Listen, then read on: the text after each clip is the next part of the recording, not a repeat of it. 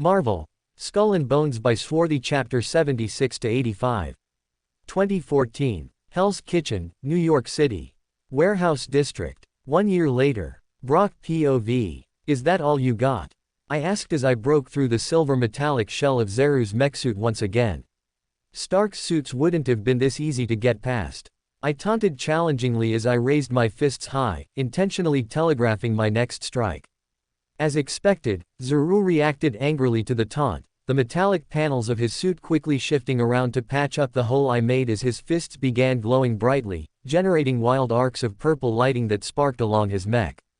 This time though, instead of dodging the attack, he decided to focus primarily on offense as he sent a large bolt of purple lightning in my direction.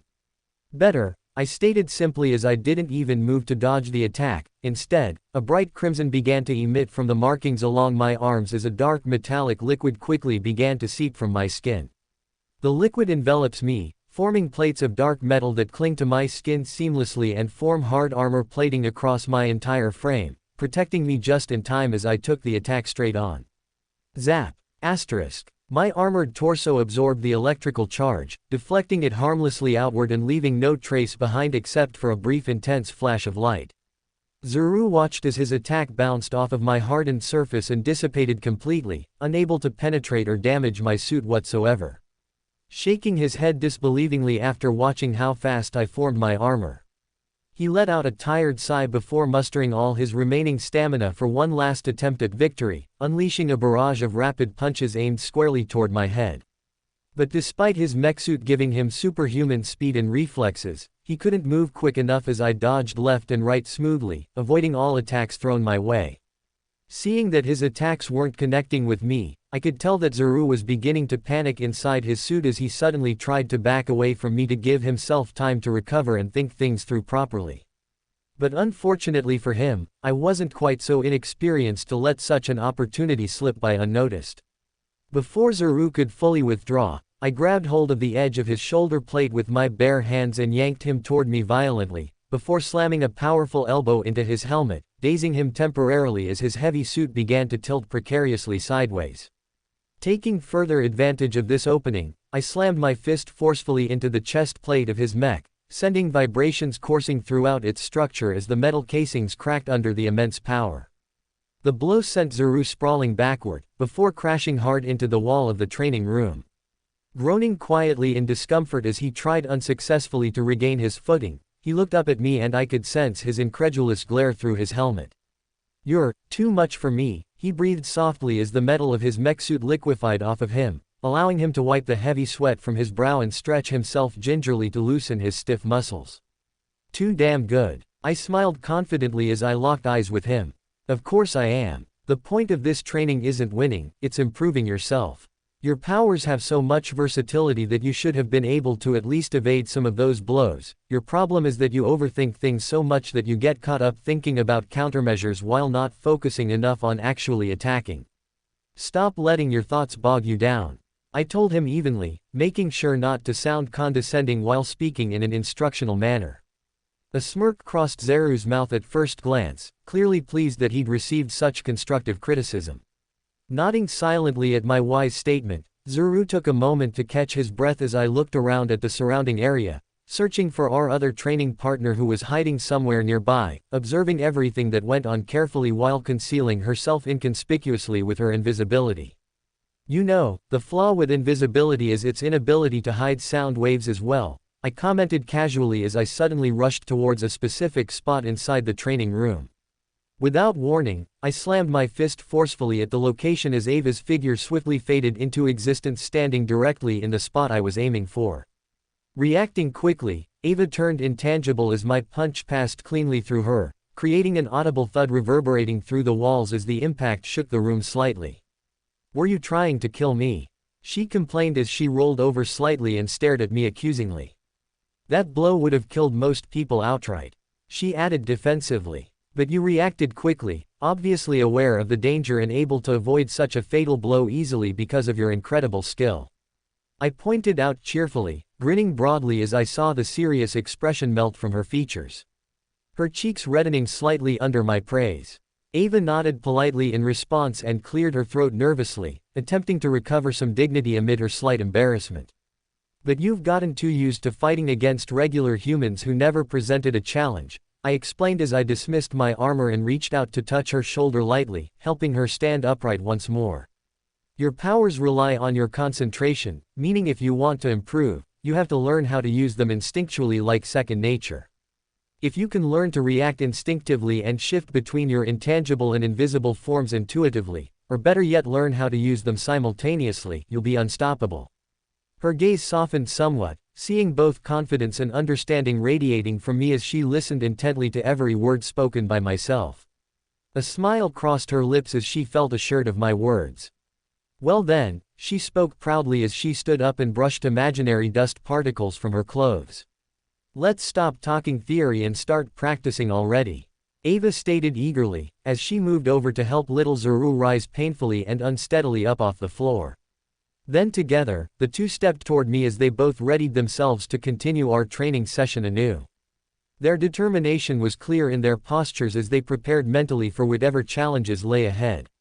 Ring, ring, asterisk. An incessant ringing sound distracted us momentarily, as I reached down and pulled my cell phone from my pocket, and looked at the screen curiously. The caller ID displayed, unknown, which was a clear sign that it was a work-related call. Hello. I greeted coolly when the line picked up immediately afterward. My tone sounded professional but also annoyed at being disturbed mid-training. There was silence on the end of the receiver for a second, before a familiar voice came through loud and clear. Hey, Brock, Steve said cheerily from the other side of the line. We need you to come in, Fury has a new assignment lined up for us. Natasha and I are already on our way to headquarters. In the past year, Steve had become the main liaison officer responsible for coordinating team logistics among the STRIKE team and SHEILD field agents. As such, he often called me whenever we had a new mission coming. All right, see you there, I responded calmly, hanging up without saying goodbye.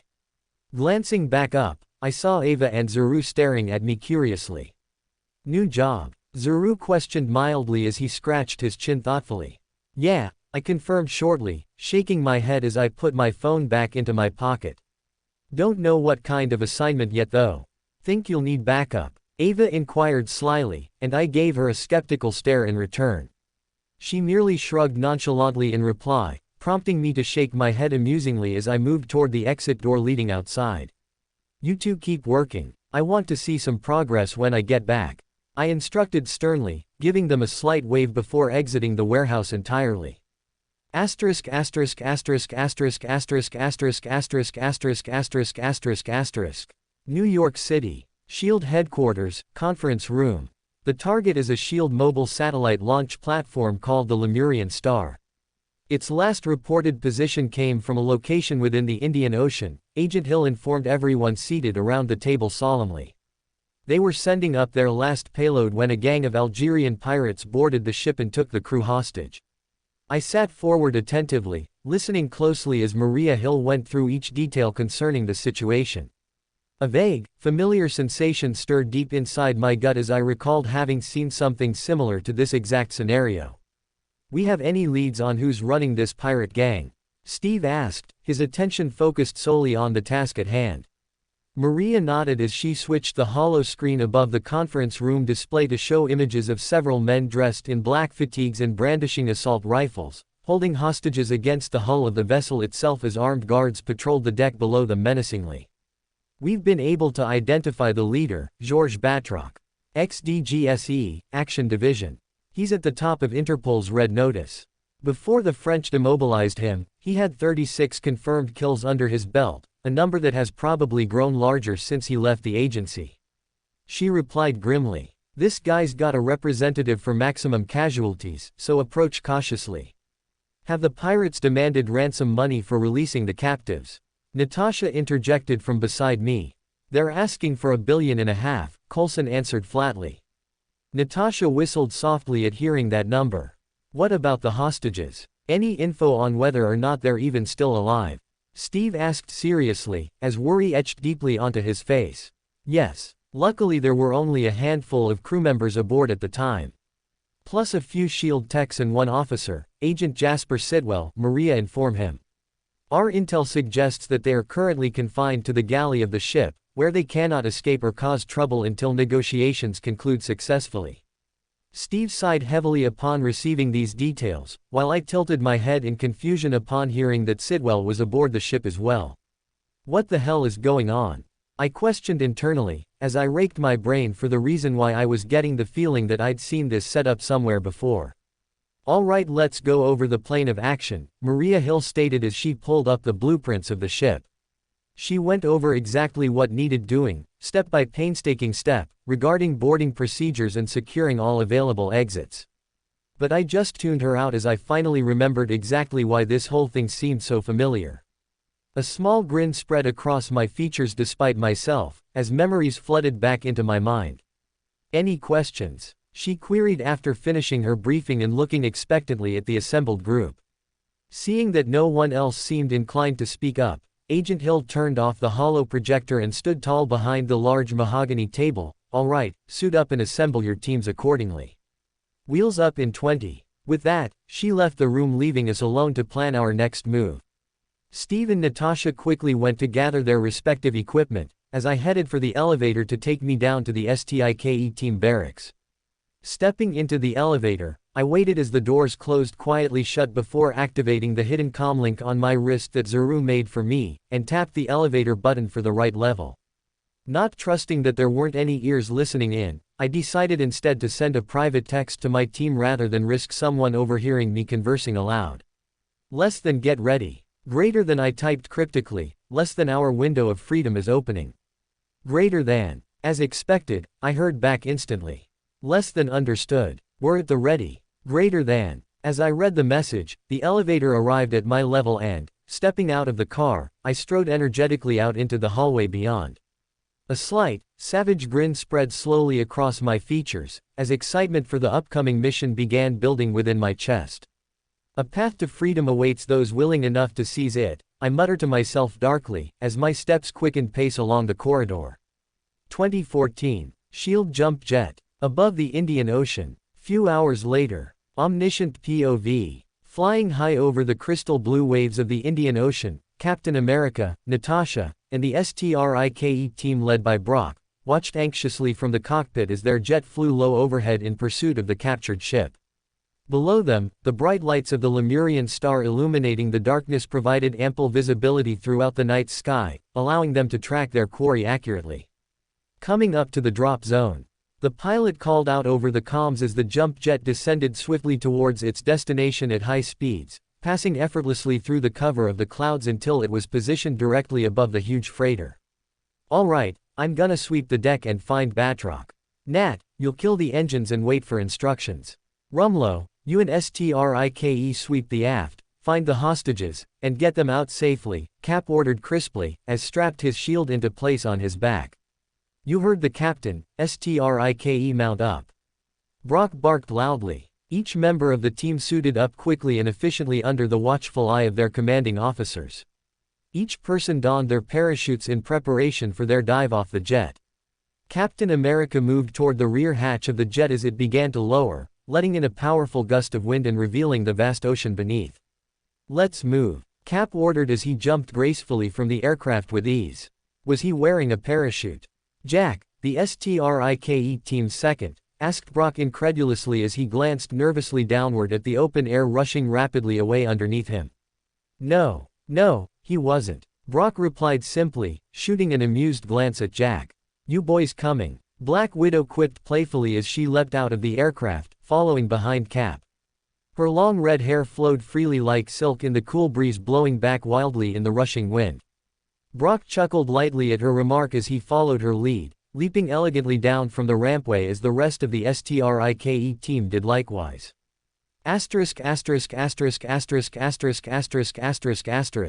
Middle of the Indian Ocean. The Lemurian star, main deck. After jumping from the jet, Cap dives into the cold, dark ocean waters surrounding the massive cargo carrier below. His eyes adjust automatically from lightless depths to total darkness thanks to his enhanced senses. Swimming smoothly through the watery abyss, Cap easily hoists himself out of the water using the ladder bolted firmly to the side of the hulking liner. Climbing upward quickly to the upper decks, as Black Widow and Strike land in the water after him. Cap moves stealthily to cover, keeping close tabs on the sounds emanating from every corner of the structure as he waits for the rest of the team to arrive. In French, I told Batroc, if we want S.H.I.E.L.D. to pay, we have to start sending them bodies now. A voice drunkenly sounds from nearby, causing Cap to tense and bump against the railing behind his cover. In French, who's there? The voice shouts suddenly, moving closer and pointing a gun at the source of the sound as the other pirate flanks him protectively. Cap curses silently and pulls his shield from his back as he readies himself for a fight. In French, don't move, one of the pirates begins, but is interrupted abruptly as a knife plunges cleanly into his throat, causing him to cough up blood as he falls lifelessly to the floorboards. His friend on the other side meets a similar fate as a silent bullet takes his skull apart violently, spraying brains everywhere. Both bodies fell dead without uttering more than a single word between themselves. Brock wipes his knife on his pants and moves over to Cap's side, Natasha and the rest of Strike joining them shortly thereafter. Thanks, Cap murmurs gratefully as they gather behind cover, peering intently around them for any other signs of trouble. No problem, you seemed pretty helpless without me. Brock smiles wryly as he glances at the fallen corpses. Okay, you boys can kiss later. For now, let's focus on the mission. Widow states bluntly as she scans the area ahead carefully. Nodding at her words, the team begins to move out. Crouching low behind the numerous crates stacked along the deck of the massive ship, and moving briskly onward to locate their respective targets. They split apart and worked methodically, searching every corner of the craft systematically for signs of life amongst the dozens of armed pirates patrolling the decks. Widow used her advanced training and skills to keep herself hidden amidst shadows and concealed locations as she scouted ahead for the engine's room, locating it almost immediately due to how many guards swarmed the halls leading to it. Moving forward confidently nonetheless, knowing full well that none would see her coming. As such, when two pirates emerged unexpectedly from either end of the hall and blocked her way, neither saw nor sensed her presence prior to being gunned down by her pistol deftly. Their weapons clattered harmlessly to the ground afterward, as both men dropped with gaping holes drilled perfectly straight through their skulls. Moving past the corpses casually, Widow continued onwards undetected until reaching the engine control center located deep inside the lower deck of the ship.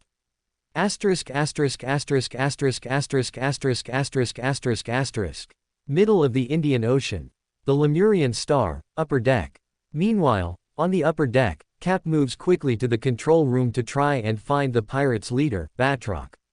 Cap bounded quickly up the set of stairs and enters a door cautiously, scanning the dim interior for threats as he does so. Finding nothing threatening yet, he continues deeper into the darkened chamber, suddenly spotting three pirate guards as he rounded a bend in the passage. Not slowing down his stride, Captain America rushed headlong at the unsuspecting group, two of which were chit-chatting as the last one was leaning lazily against the railing of the ship.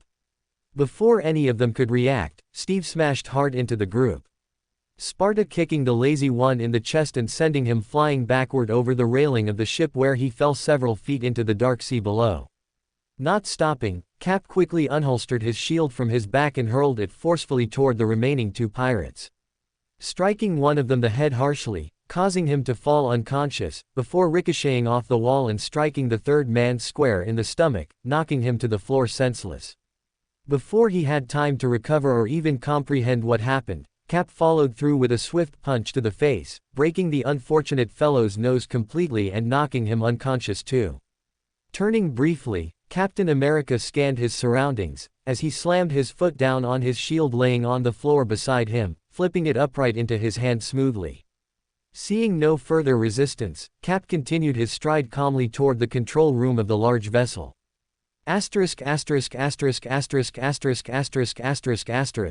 Middle of the Indian Ocean. The Lemurian Star, middle deck. Elsewhere, Brock and his men moved through the mid-deck corridors without incident as they searched diligently for the galley, where the hostages were supposedly held.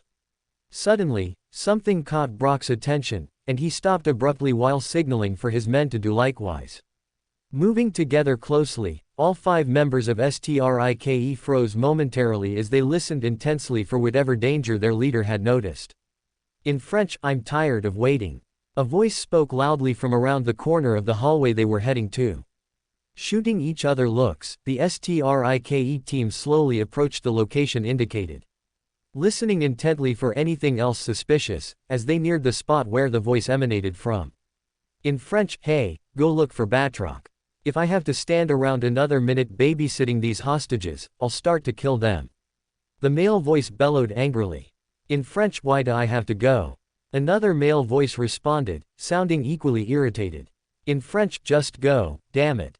The first speaker shouted again impatiently. As the 2 pirates argued, Brock signaled quietly for his men to hold their positions as he inched forward along the wall and peeked cautiously around the corner. He spotted 2 heavily armored pirates standing guard in front of the entrance to the galley. The 2 pirates appeared distracted by their argument. Taking advantage of this momentary lapse in concentration, Brock pulled out his silenced handgun and aimed it squarely at the nearest pirate's forehead. Pulling the trigger instantly, silencing the quarrel within seconds as the first pirate dropped limply onto the deck floor. He then fired once more, hitting the second enemy just across from the downed foe as he turned slightly confused, looking about frantically for the direction of the gunfire. He also collapsed instantaneously, the 2 pirates laying dead in a pool of their own blood as the silenced gunshots echoed quietly throughout the corridor. After both bodies thudded softly atop each other on the wooden floorboards, Brock motioned silently for his team to continue onward, approaching the doorway previously guarded by the fallen foes. As they neared the thick metal door, Brock noticed a small device attached to the handle doorframe. "Looks like some kind of bomb," Jack whispered curiously as he stepped up next to Brock and looked upon the strange contraption critically. Surprised these guys were smart enough to set up a trap here. "EID text to the front," Brock ordered quietly. "I want this thing disabled before anyone notices our presence." 2 agents hurried forward as soon as they received orders from their commander. Working swiftly and expertly, disabling the explosive device in mere moments despite its complexity. After removing the detonator, the EOD agent placed the entire unit neatly aside. Then proceeding to sweep the door for any additional explosives or traps. Satisfied that everything was clear, the EOD techs backed away from the blast doors, allowing the rest of the STRIKE team to access into the room beyond. Taking their positions, Brock signaled for his men to breach the heavy steel door, turning the knob slowly and creaking the door just enough to peek at the situation within. Inside stood 4 figures dressed in black fatigues holding automatic rifles pointed directly at the cowering hostages who were fearfully huddled near the far opposite side of the room. All of them appeared terrified of death awaiting them should they make a wrong move. One figure among those present however caught Brock's eye, as he stared intently at a sweaty bald man wearing an expensive tailored suit sitting alone in a chair adjacent to the captives. Jasper Sidwell sat slumped in defeat, hands clasped tightly over his lap and staring blankly ahead nervously as the mercenaries menacingly eyed him. They seemed to be interrogating him about something, probably trying desperately not to scare the poor bastard half-witless. However, judging by the fact that Sidwell wasn't making much progress calming them down, it didn't seem likely to be going anywhere. Reaching under his vest, Brock removed a smoke grenade from his belt holster. Readying his weapon, he tossed the projectile toward the 4 pirates' position. It landed right between the torturers' legs, causing them to jump sharply in surprise as they registered the explosive and instinctively crouched down defensively. Dropping to the floor simultaneously, the masked gunmen shielded themselves reflexively as a plume of smoke erupted from the capsule and embedded it in the air, instantly blinding them temporarily. The sudden distraction allowed Brock and the others to move quickly into the room unnoticed, firing rapidly as they did so. Taking aim at different parts of the hostile party surrounding the captives, killing 3 of the enemies outright before they realized what hit them. Leaving only 1 survivor alive. With surgical efficiency, the vigilant crewmen wasted little time dispatching the pirates guarding the hostages. Taking aim at different parts of the hostile party, killing 3 of the enemies outright before they realized what hit them. Leaving only 1 survivor alive. Once finished disposing of the final surviving member, the unit proceeded to check on the status of the hostages, discovering most of them seemed to be uninjured, save for minor cuts and bruises sustained during capture. Rumlow. I never thought I'd be so happy to see your ugly mug. Sidwell exclaimed gleefully as he stood from his chair on shaky legs. Brock glanced over at the Weasley man with distaste as he holstered his firearm and regarded him skeptically for a few brief seconds. His expression filling with disgust and ridicule as he noticed the big wet spot forming underneath his pant leg. Obviously having pissed himself because of sheer terror. Brock scoffed coldly at the pathetic excuse for a man in front of him. You're welcome, he added sarcastically after catching sight of his superior officer glaring contemptuously at him. With a quick nod of acknowledgement, Brock returned his gaze back to the prisoners gathered nearby. Examining each captive individually, assessing whether there is any need for medical treatment or if someone needs immediate extraction. Seeing no major injuries besides superficial wounds caused by rough handling, he finally decided everyone seems fine for now. All targets neutralized, sir, one of Brock's subordinates reported quietly, stepping closer to inform their major that all hostiles are accounted for. Brock nodded and placed his hand on the comlink in his ear. STRIKE has secured all hostages successfully. Moving them out to the evac point, now. 2014. Middle of the Indian Ocean. The Lemurian Star, Upper Deck. Omniscient POV. Captain America silently approaches the control room of the ship, where he finds Batroc sitting comfortably in the captain's chair, surrounded by a dozen other pirates who are busy looting supplies, lying scattered haphazardly across shelves lining the walls. Several crates containing various electronic equipment lay open around Batroc's desk area, as well as numerous boxes filled with gold ingots stacked high above. STRIKE has secured all hostages successfully. Moving them out to the evac point, now. Brock's voice came clearly over the comlink as Captain America shook his head in appreciation at how efficiently Brock and his men handled things. Returning his focus to the task at hand though, Cap made sure nobody was watching before slipping closer to the control room unseen, taking cover just below one of the many windows lined up along the outside room. Batroc patiently sits amidst his armed minions, as he watches recordings being played from multiple cameras stationed strategically throughout the hold and cargo decks. Watching attentively, Batroc leans forward in his seat as he notices something off with the video feeds coming from one particular security station located close by. As he stares intently at the monitor, Batroc suddenly stands abruptly from his chair, shouting furiously amongst his followers. In French, something doesn't feel right. Contact the bridge immediately. His henchmen scramble excitedly to comply, rushing over toward the phone console situated conveniently against the bulkhead. They began punching numbers on the keypad until eventually reaching the command center. Meanwhile, Captain America watched on carefully from his concealed position as the pirates attempted unsuccessfully to reach somebody on the cut phone lines. Finally realizing they weren't getting through due to interference, Batroc throws his arms outward aggressively, in French, "Damn it, go down and check." Batroc suddenly stops speaking as the ship abruptly halts moving altogether. Engine room secure, Natasha informs Cap over the radio. Cap nods approvingly as he listens in silence. With the ship halted and the hostages secure, Cap readied himself mentally for battle as he prepared to spring forth. Inside, Batroc stands still in disbelief, shaking his head vigorously as he attempts futilely to comprehend why everything seemed to be going to shit so unexpectedly. Before he could come up with answers, Cap smashes in through the window using his shield as a battering ram, landing hard beside several of the startled pirates closest to the glass pane. Continuing his momentum, Cap rushes towards the nearest pirate without warning, slamming his fist straight into his face and sending him sprawling backward onto the floor unconscious. Cap then turns his attention to the remaining members of the gang, hurling his shield forcefully at two pirates attempting to flee while charging at the others. In less than 10 seconds, almost every last pirate in the control room had been dealt with except for Batroc, who somehow managed to slip away undetected. Crap. Captain America curses as he looks helplessly at the empty space left vacant by Batroc's absence. Moving hastily past the unconscious bodies littering the ground, Cap makes way for the exit hatch leading to the below decks as he prepares to search for Batroc personally. Natasha, Batroc's on the move. Circle back to Rumlow and protect the hostages. Cap calls out over the radio as he runs briskly down the passageway. Looking briefly upward when he hears footsteps sounding from behind him. Reacting quickly, Cap swings his shield around just in time to block an incoming kick aimed at his back. Turning completely sideways instantly, swinging his arm downward in retaliation as he catches Batroc aiming his pistol at his chest. He manages to get a shoot off but misses entirely as Cap grabs his wrist and twists violently upwards, breaking his grip and forcing his gun into disarray. Falling backward awkwardly as his feet drag uselessly beneath him, Batroc recovers his balance quickly as he rotates mid-air, landing smoothly on both knees before standing upright again. The large mercenary brandishes his knife threateningly as he glares challengingly at Captain America, ready to fight tooth and nail.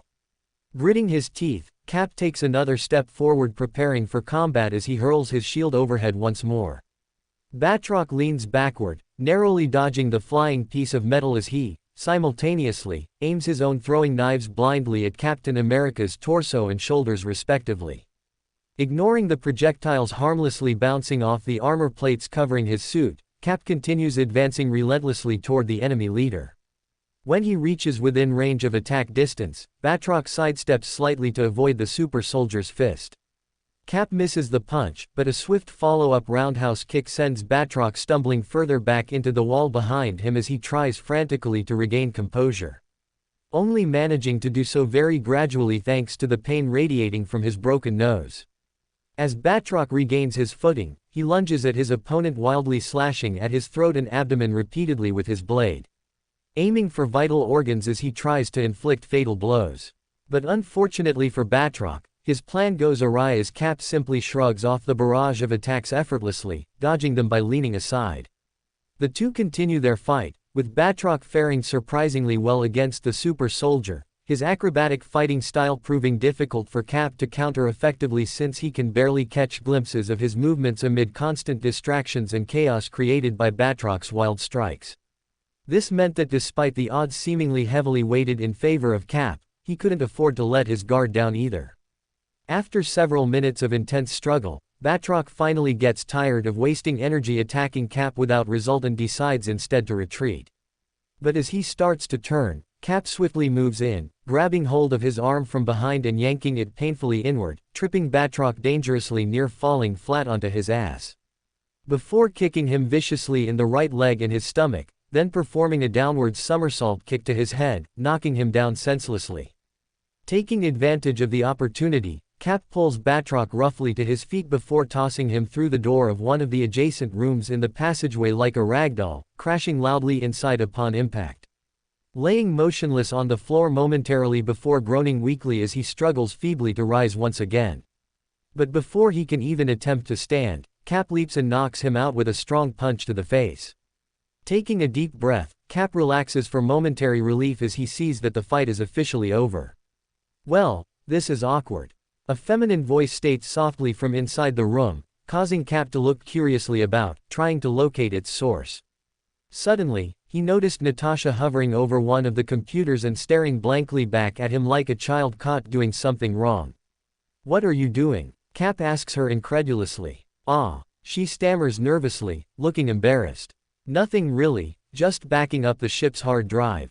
It's a good habit to get into, especially these days," she adds lamely as Cap narrows suspicious eyes at her uncomfortably.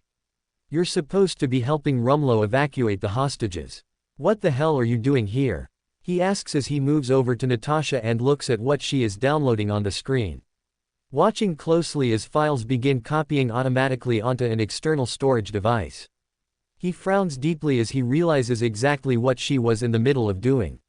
"You're saving SHIELD intel." Seeing she was caught, Natasha shrugged and turned back towards the computer terminal. "Yup, whatever I can get my hands on." Cap shakes his head in confusion and disgust, unable to understand the reasoning behind such actions. Especially considering that the intel contained therein were their own files. "Our mission is to rescue the hostages," he reminds her firmly. "No, that's your mission," Natasha responds as she finishes backing up all the files and pulls the flash drive out of the USB port and places it in a compartment on her belt. Then turning to address Cap directly. "And you've done it beautifully." She begins walking purposefully ahead to leave, only to stop short as Cap grabs her arm. "You just jeopardized this whole operation," he warns ominously as he forces her to face him, the anger evident in his tone. "I think that's overstating things." She replies, but her expression remains defiant as she speaks. Quote, "You don't know me very well if you believe that statement is enough to explain your actions, Agent Romanoff," he growls coldly. Despite herself, however, Natasha felt uneasy under Cap's stare and decided to let him in on what was currently going on, or at least partially anyway. "Look, Fury gave me a separate assignment. If you have questions, ask him yourself after we complete our objective, okay?" Her words sounded curt but sincere nonetheless. Captain America looked conflicted for a brief second before nodding reluctantly and releasing her arm. However, there was no mistaking the fact that he wasn't happy about having Fury running secret missions behind his back. Especially when those assignments could get innocent people killed. But knowing he wouldn't get any more answers out of Natasha, he lets the matter drop temporarily as he turns his gaze to where most everyone else on board the large ship seems busy evacuating the civilians safely aboard the evac helicopters waiting nearby. "All right, let's get those people clear first," he tells Natasha quietly as he heads toward the helicopters. "I'll take this up with Fury later."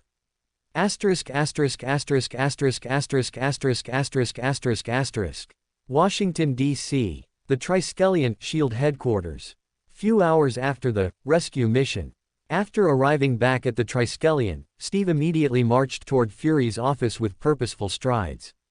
Stepping confidently along the corridor until reaching the thick wooden door, Steve knocked lightly twice before pushing open the heavy oak doors, which swung wide, revealing Fury sitting alone at his desk, reading papers intently. He glances up irritably when he notices the newcomer. "You just can't stop yourself from lying, can you?" Steve questions angrily as he marches across the room, ignoring the other man's irritated reaction. Fury leans back in his chair stiffly and folds his arms defensively as he stares boldly back at Rogers. "I did not lie. I merely omitted certain details," he explains calmly yet sternly, trying desperately to placate the irascible hero. "Agent Romanoff had a different mission than yours." Rogers snorts derisively. "As the one running the mission, don't you think I should have known that beforehand? Those hostages could have died, Nick." Sighing indifferently at being called by his first name, Fury raises an eyebrow skeptically. "I sent the greatest soldier in history to make sure that didn't happen. That doesn't give you permission to play with their lives. You put us all at risk because of some stupid game you're playing behind the scenes." Steve yells furiously, slamming his hand down on Fury's desk. Fury just rolls his eye exasperatedly and shakes his head slowly at the man's childish antics. "Look, I didn't want you doing anything you weren't comfortable with, so I tasked Agent Romanoff to handle the task. She's comfortable with everything." Steve scoffs bitterly at that reply, shaking his head dismissively. "I can't lead a mission when the people I'm leading have missions of their own they aren't telling anyone about."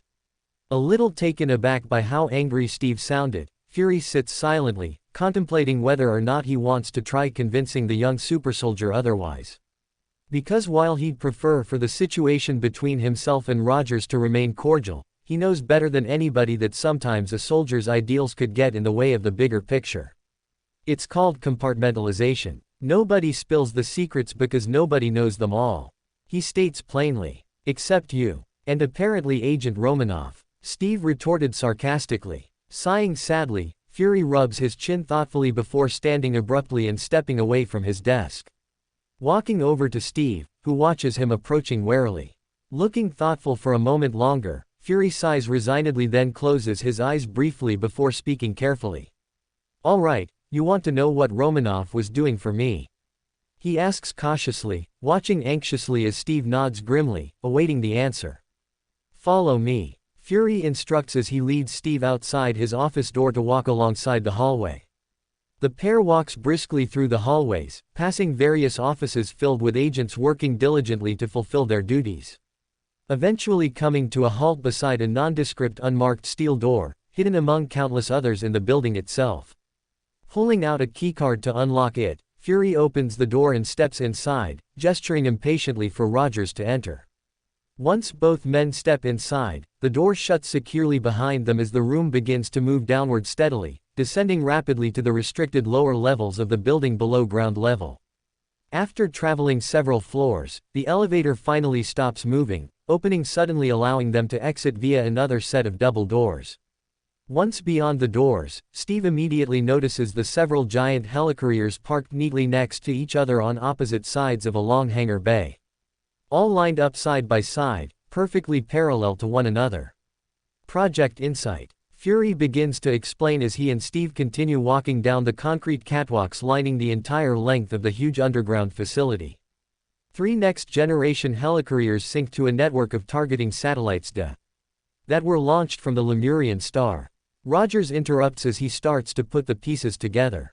That was the real priority of this op, huh?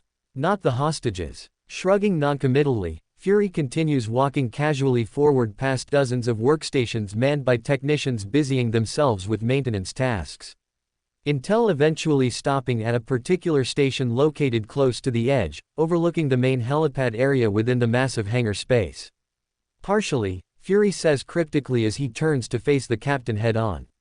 The satellites can read a terrorist's DNA before they even step outside their hole. With Project Insight, we can neutralize a lot of threats before they can even happen. We needn't worry ourselves anymore about the collateral damage caused during combat operations. Which means fewer civilian casualties overall and lessening the public backlash against S.H.I.E.L.D. Making it easier for all of us to do our job better. Steve says nothing for a moment, staring at Fury with a look that clearly conveys skepticism mixed heavily with disbelief. "I thought the punishment usually came after the crime," he remarks dryly. Walking closer to him, Fury shrugs offhandedly. "We can't afford to wait that long, the world has changed since World War II." He argues bluntly. "Who's this we you keep talking about?" Rogers demands sharply as he crosses his arms tightly over his chest. Fury sighs at that question and gives a small shake of his head as he takes note of the uncharacteristic harshness in the soldier's demeanor. After New York, the World Security Council came up with new rules governing international relations involving superhumans. The United Nations needs to protect humanity from rogue metahumans now, instead of simply reacting to problems afterward. Project Insight is the answer. It will help ensure peace prevails throughout the globe rather than chaos erupting everywhere every time someone with enormous power gets pissed off. Fury explains patiently. "So, you think holding a gun at everyone on Earth and calling it protection is gonna solve everything?"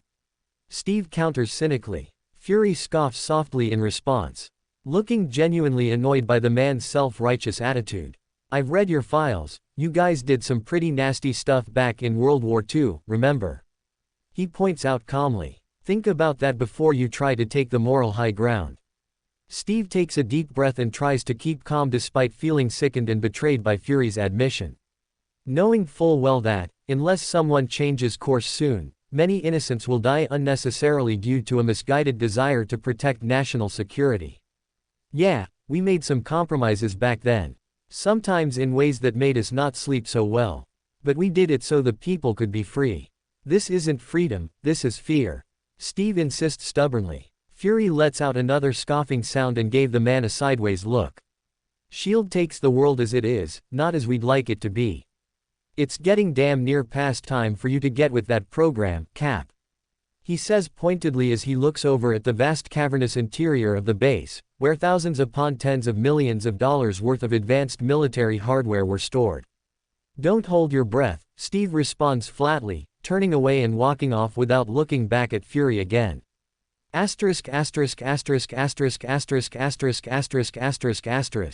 New York City. S.H.I.E.L.D. Headquarters, STRIKE Team Barracks.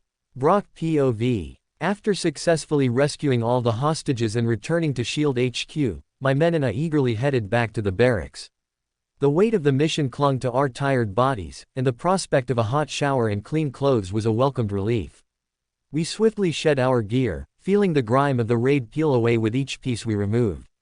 The air in the barracks was filled with a sense of anticipation and renewed vitality. Once I had finished dressing, I made my way to my private quarters. Before settling in, I couldn't resist stealing a glance outside the window, where the city skyline was gradually brightening with the gentle arrival of dawn. My mind wandered aimlessly for a while thinking about how much better life would become once I didn't have to do mundane tasks like this anymore, before looking down at my watch and letting out a sigh of impatience, as I realized I didn't know when I would receive the summons I was waiting for. Being aware that I was now in the midst of the events of Captain America, the Winter Soldier, I anticipated that Pierce would eventually call upon me to capture Captain America, but my memory of the movie wasn't exactly perfect. So until then, there weren't many options available other than sitting tight and waiting till they called.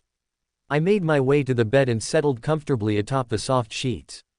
Content with the knowledge that this would be the last time I slept in this place, I closed my eyes slowly, allowing my thoughts to fade away with the rising sun above Manhattan. The world around me began to fade as, unbeknownst to me, a crimson-red mist started to surround my body. Abruptly, I awoke to a jarring realization. I was no longer in my familiar bedroom. The surroundings had transformed entirely, revealing a harsh yet captivating realm of scarlet deserts and colossal ruby volcanoes, spewing forth rust-colored ash into a crimson sky. Scarlet deserts stretched out before me, their sands contrasting against the crimson sky where a breathtaking sunset painted the horizon behind towering red mountains. And there, seated atop a grand throne in the heart of this surreal realm was a figure I knew all too well. A towering figure clad in bulky crimson-red armor, with nothing but eerie glowing red eyes pierced through the realm that swirled around us. "Welcome home, child," a deep, resonant voice reverberated in my mind. Welcome home. 2014. New York City. SHIELD Headquarters, STRIKE Team Barracks Physical. The Crimson Cosmos Dimension Mental. Brock POV. Welcome home, child, Sidorak's deep, booming voice echoed in my mind. Welcome home. I gazed up at the towering figure, perplexed by his sudden summons to his realm after years of silence. It had been 2 years since the Battle of New York, and I hadn't heard a word from the god of destruction since then. Where have you been? I asked, genuinely curious about his absence and trying to make sense of the current situation. Sidorak let out a thunderous chuckle, his imposing presence dominating the space around us. There was a new aura emanating from him, something palpable and powerful that seemed to radiate outward. Ah, yes, he responded happily, his gaze drifting across the expanse of the Crimson Desert. You must understand, boy, that even gods such as myself have limits. Nature imposes boundaries on our existence, and we are subject to the divine laws ordained by the universe. His words trailed off, and a moment of silence passed between us. When you bested Farah's exemplar, my power became too much for your human mind to handle. So, I withdrew temporarily, allowing you time to strengthen yourself enough to withstand my presence, Sidorak explained. I nodded, comprehending his reasoning, as I continued to gaze up at the colossal god. Why break the silence now? I inquired cautiously, unsure if this meeting held more significance than a casual conversation. Has something happened? Sidorak turned towards me, a sudden shift in his position, and spoke with urgency. There has been a change in the Battle of the Octosans, he revealed. It seems that the other pantheons have caught wind of our resurgence in the mortal realm and wish to challenge us directly. At that revelation, I felt an overwhelming sense of dread settle over me instantly. They have sent their own champions in their stead to resist us and disrupt our game.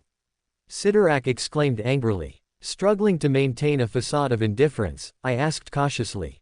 What does this mean for us? A sudden surge of energy erupted from the Crimson Giant as he leaned forward on his throne. It means war, boy, Sidorak proclaimed ominously. It means that you will have many more enemies to contend with than the other Octosans exemplars. Letting out a tired sigh, I shook my head ruefully after hearing the new information. Well, at least things won't be so dull anymore, I remarked bitterly. Sidorak paused momentarily and studied me carefully before a boisterous laugh rang out from his massive frame. Well said, child. Well said indeed, he declared merrily. As expected for the avatar of my domain. As the laughter subsided, Sidorak regarded me seriously anew. But don't forget that defeating them will still require tremendous effort. He cautioned me. And given your current power level, even surviving may prove difficult. Nodding silently, I glanced over at the vast crimson desert stretching out endlessly ahead of us. Any advice? I asked, my nerves tingling with anticipation. Shaking his great ruby-red helm, Sidorak replied with unwavering confidence. Continue doing what you're already good at, he advised firmly. Destroying. You are a destroyer, boy. And destroyers cannot stand idle while others seek to dominate them and steal their glory. Go forth and destroy, little avatar. Prove yourself worthy of being the sole child to have bathed in the power of the crimson cosmos. With his final words, the world around me began to fade. Soon, I found myself wide-eyed, staring at the ceiling of my room at the SHIELD headquarters. My heart raced in my chest as I sat up abruptly, gasping for breath. Feeling drained and yet strangely invigorated, I struggled to ground myself in reality. Beads of sweat trickled down my face as I tried to make sense of the surreal experience. I reached for my phone and checked the time, realizing only 2 hours had passed since I fell asleep. Despite the short rest, I felt revitalized. Sitting on the edge of the bed, I reviewed the fragments of information from my encounter with Sidorak, piecing together the puzzle of the impending conflict. Other pantheons, I mumbled, images of ancient deities flickering in my mind. Were gods really going to send their champions to fight me? That certainly doesn't bode well for anyone involved. This whole situation was far too complicated for me right now, especially considering I had absolutely zero idea what was actually happening, let alone who, or what was coming after me next. That notion left a bad taste in my mouth. With a sigh, I stood abruptly and headed to the bathroom. Splashing water on my face, I attempted to wash away the remnants of the dream, seeking to regain my composure. Taking a few moments to gather myself mentally, I gripped the edges of the sink, a small smirk playing on my lips. And here I thought leaving this place would make things boring, I muttered amusedly to myself. Mortal or god, it didn't matter who came calling, anyone planning to challenge me would be sure to regret crossing my path. Because nothing, nobody, not even the gods themselves could stop me from taking what I want. You are a destroyer, boy. Those words echoed faintly in my ears, taunting me relentlessly in anticipation of the inevitable conflict. Forcing aside my morbid curiosity regarding where my path was heading, I finished washing my face, and, taking one last look at the mirror, I saw someone looking back at me whose confidence was unshakable. Someone who wouldn't allow himself to get bogged down in petty details concerning trivialities like, who, or, what.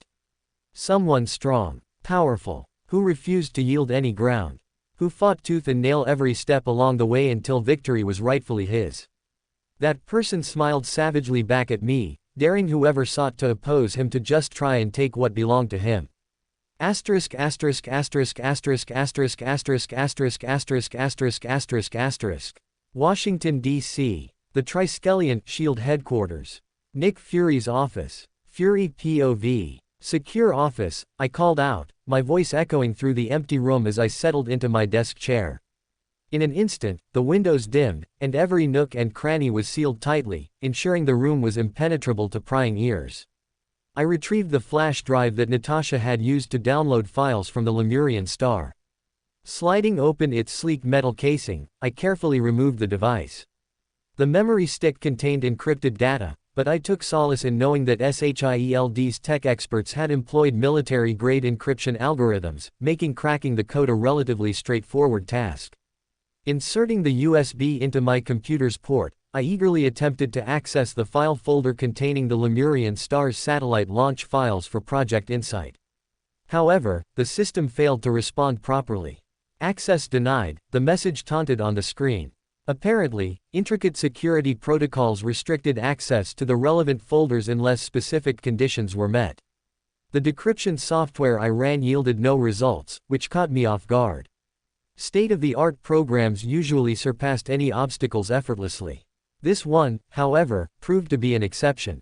Thinking swiftly, I decided to try using the access code reserved solely for the director of SHIELD, hoping it would grant the necessary permissions to bypass the encryption. To my dismay, the screen flashed the opposite result, displaying, override denied. All files sealed. Frustration coursed through me, and I couldn't help but slam my fist down on the desk. Leaning back in my chair, I released a growl of exasperation. Damn it! I cursed, the weight of the situation pressing upon me. Unlocking the secrets contained within the flash drive was crucial. It held the potential to uncover why Pierce pushed so fiercely for Project Insight, an opportunity to reveal his true motives. Unfortunately, some bug obstructed my progress, preventing me from breaching the firewall and accessing the sensitive intelligence. Rising from behind the desk, I approached the window overlooking the breathtaking skyline of New York City. The beauty of this metropolis always captivated me. Despite its allure, I couldn't forget the lurking darkness beneath the surface, the treacherous elements ready to prey on the unsuspecting. It reminded me that trust was a luxury few could afford. With a sigh, I gazed across Manhattan, pondering if Captain Rogers had truly understood my intentions when I divulged the details of the Project Insight mission. In truth, I suspected he had misinterpreted my motives entirely. He couldn't even fathom that I was the one who orchestrated the capture of the Lemurian star, let alone grasp that my disclosure aimed to protect innocent lives rather than manipulate him into compliance. Still, I couldn't help but wonder if silence would have been a better choice. Abruptly, the sound of footsteps reached my ears from outside. Turning away from the view, I refocused my attention as a soft knock resonated on my door. A familiar voice followed. "Sir, your meeting with Secretary Pierce is in a few minutes," Agent Hill informed me gently through the closed door. "Shit," I muttered, feeling a surge of urgency. I swiftly moved toward the door, unlocking it without hesitation. Agent Maria Hill stood before me, her composed demeanor emanating a sense of robotic efficiency. Sensing my unease, she cleared her throat hesitantly before speaking. "Is everything all right, sir?" she politely inquired, genuine concern lacing her words. "I'm fine, thank you," I assured her briskly. "Just hunting down the pests in our system." Hill nodded understandingly, stepping aside to allow me to exit my office. Approaching the elevator doors cautiously, I steeled myself for the impending meeting with the Secretary of the World Security Council.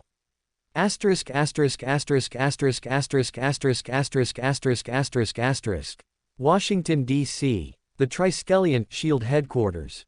Secretary Pierce's office. Omniscient POV. In the luxurious penthouse office atop the Triskelion, Secretary Pierce sat behind his imposing mahogany desk, engrossed in a virtual meeting with the 5 heads of the Hydra High Council spread across the globe. The desk was adorned with multiple screens projecting the holographic images of the council members, each represented by small hovering holograms above the wooden surface. Baron Wolfgang von Strucker, a notorious international criminalord and businessman responsible for countless deaths, appeared on the first screen. His scarred face and monocle added an air of sinister sophistication to his presence. Beside him floated the image of Johann Fenhoff, also known as Dr. Faustus. With his red hair and trimmed beard, he had the air of an academic, but beneath that exterior lay a madman capable of remarkable feats in hypnosis and mind manipulation. The third hologram belonged to Loxias Crown, an otherworldly-looking man and recent addition to the council. With thick black eyebrows, deep golden eyes, and pale white skin, he resembled a creature from mythology rather than a normal human. Possessing supernatural abilities rivaling some of those in the Avengers, he exuded a dangerous aura. Madame Contessa Valentina Allegra de La Fontaine, commonly known as Madame Hydra, appeared as the 4th member. With her jet-black locks and a striking white streak, she carried herself with confidence, hiding hidden depths behind her innocent facade. Finally, the 5th and final holographic projection hovered beside the others like a ghost from beyond the grave. The ethereal form of Tomi Shishido, a.k.a. the Gorgon, loomed ominously among those present. Clad in ancient-looking white samurai armor covered in battle scars and wielding a blood-stained Japanese katana, the elderly Asian man radiated raw power. Neither alive nor dead, he exuded an eerie presence. "Gentlemen, lady," Pierce greeted the assembled members of the High Council. "It's good to see you all again." The holograms murmured their acknowledgement, but Baron Strucker's impatience was evident as he sharply snapped, "Cut the niceties, Pierce. We have bigger issues to discuss than pleasantries. This failure is unacceptable. We need to know exactly what happened with the Lemurian star and how a band of filthy pirates were able to steal it away." "They haven't stolen anything," Pierce explained, maintaining his calm demeanor. "The Lemurian star is still safely in our possession. I can assure you that Project Insight is still on schedule and that nothing has changed with our plans." Disappointment marked Dr. Faustus's holographic representation as he shook his head. "This isn't like you, Pierce," he chastised. "You're normally more meticulous than this. If it wasn't for those attack dogs you keep, we would have already lost significant progress." Pierce took a moment to gather his thoughts before responding. "I'll admit, I misjudged the competence of the security forces aboard the vessel. However, they've been replaced and disposed of, so I believe there will be little risk of such an occurrence happening again." Madame Hydra was the next to speak, her voice icy cold as she addressed Pierce. No offense, Pierce, but that doesn't change the fact that you've failed to relay any information regarding this situation to us. Not to mention, the fact that you allowed that glorified flagpole, Captain America, to board that ship. You should know better than anyone just how much trouble he could cause if we don't keep him under control. That decision was made behind my back by Director Fury, Pierce responded stiffly. I can promise you that this matter will be dealt with accordingly. And how are you going to do that? Loxias Crown's raspy voice questioned menacingly. As I said, this matter will be handled appropriately, Pierce stated firmly. It better be. Tomi Shishido's ethereal voice echoed through the chamber, causing those present to shiver slightly in fear. Otherwise, my blade will be the instrument of your execution. A chill ran through the room as those present knew just how deadly the Gorgon truly was. Now, Pierce tried to calm the situation. Let's not get ahead of ourselves. None of us are in any immediate danger. S.H.I.E.L.D. is still oblivious to the true nature of Project Insight, so for the moment there's no reason to worry. The 5 heads of the Hydra High Council remained silent, their holographic images frozen in place until Baron Strucker broke the silence. Very well, Pierce. But just remember this, we have ways of finding out what's really going on over there, and if we find out that you've withheld any information or that you've lied to us, your life won't be worth a bucket of piss. With those words, all the hollow projections faded into thin air, leaving Pierce sitting silently at his desk. Damn ungrateful bastards, Pierce muttered angrily as he rubbed his temples in frustration. Standing up, Pierce walked over to a nearby window and gazed out over New York City's busy streets below as his thoughts turned to Captain America and the events that transpired aboard the Lemurian Star. I should have trusted my instincts and kept him locked up for good, Pierce thought bitterly. Letting out a deep sigh, Pierce decided there was no sense dwelling on the past, and instead focused on making sure his plan to gain control of the world's governments came to fruition. Beep. Asterisk. An electronic beep sounded from the small intercom on his desk, interrupting Pierce's musings. He hastily pressed a button on the panel. Yes, Pierce asked anxiously, picking up the receiver. Sir, Director Fury is here to see you, his assistant informed him. Pierce sighed in annoyance, knowing full well that Fury would likely inquire about more information on Project Insight. The old spymaster's lack of trust in anything he didn't personally oversee was a common theme in their dealings. Send him in, Pierce ordered, taking a seat at his desk as he waited for the director to arrive. Good afternoon, sir, Fury greeted cordially as he entered the office. How's it going? Things are fine, Pierce replied with a smile, briefly standing to shake Fury's hand. I have to say, I'm a little surprised you've requested a meeting. I mean, I work 40 floors away, and it takes a terrorist hijacking for you to visit. Both men chuckled lightly at Pierce's quip, breaking the tension as they sat down at the large mahogany desk. Well, I won't take up too much of your time, Fury began awkwardly. I'm here to ask for a favor. I want you to call for a vote. Project Insight has to be delayed. A sullen and ominous silence filled the room at Fury's words. Pierce shifted uncomfortably, realizing the gravity of the situation. Nick, that's not a favor, that's a subcommittee hearing. A very long and tedious one, he responded slowly, carefully weighing his words. Fury nodded solemnly. I know, sir. And I'd like to avoid it if possible. But it's either delay Project Insight, or the entire organization will suffer the consequences. Pierce frowned in confusion. What do you mean? I don't know, something just feels off, Fury stressed, leaning forward in his chair. It could be nothing, probably is nothing. I just need time to make sure. Another long silence passed as the two men observed each other in contemplation.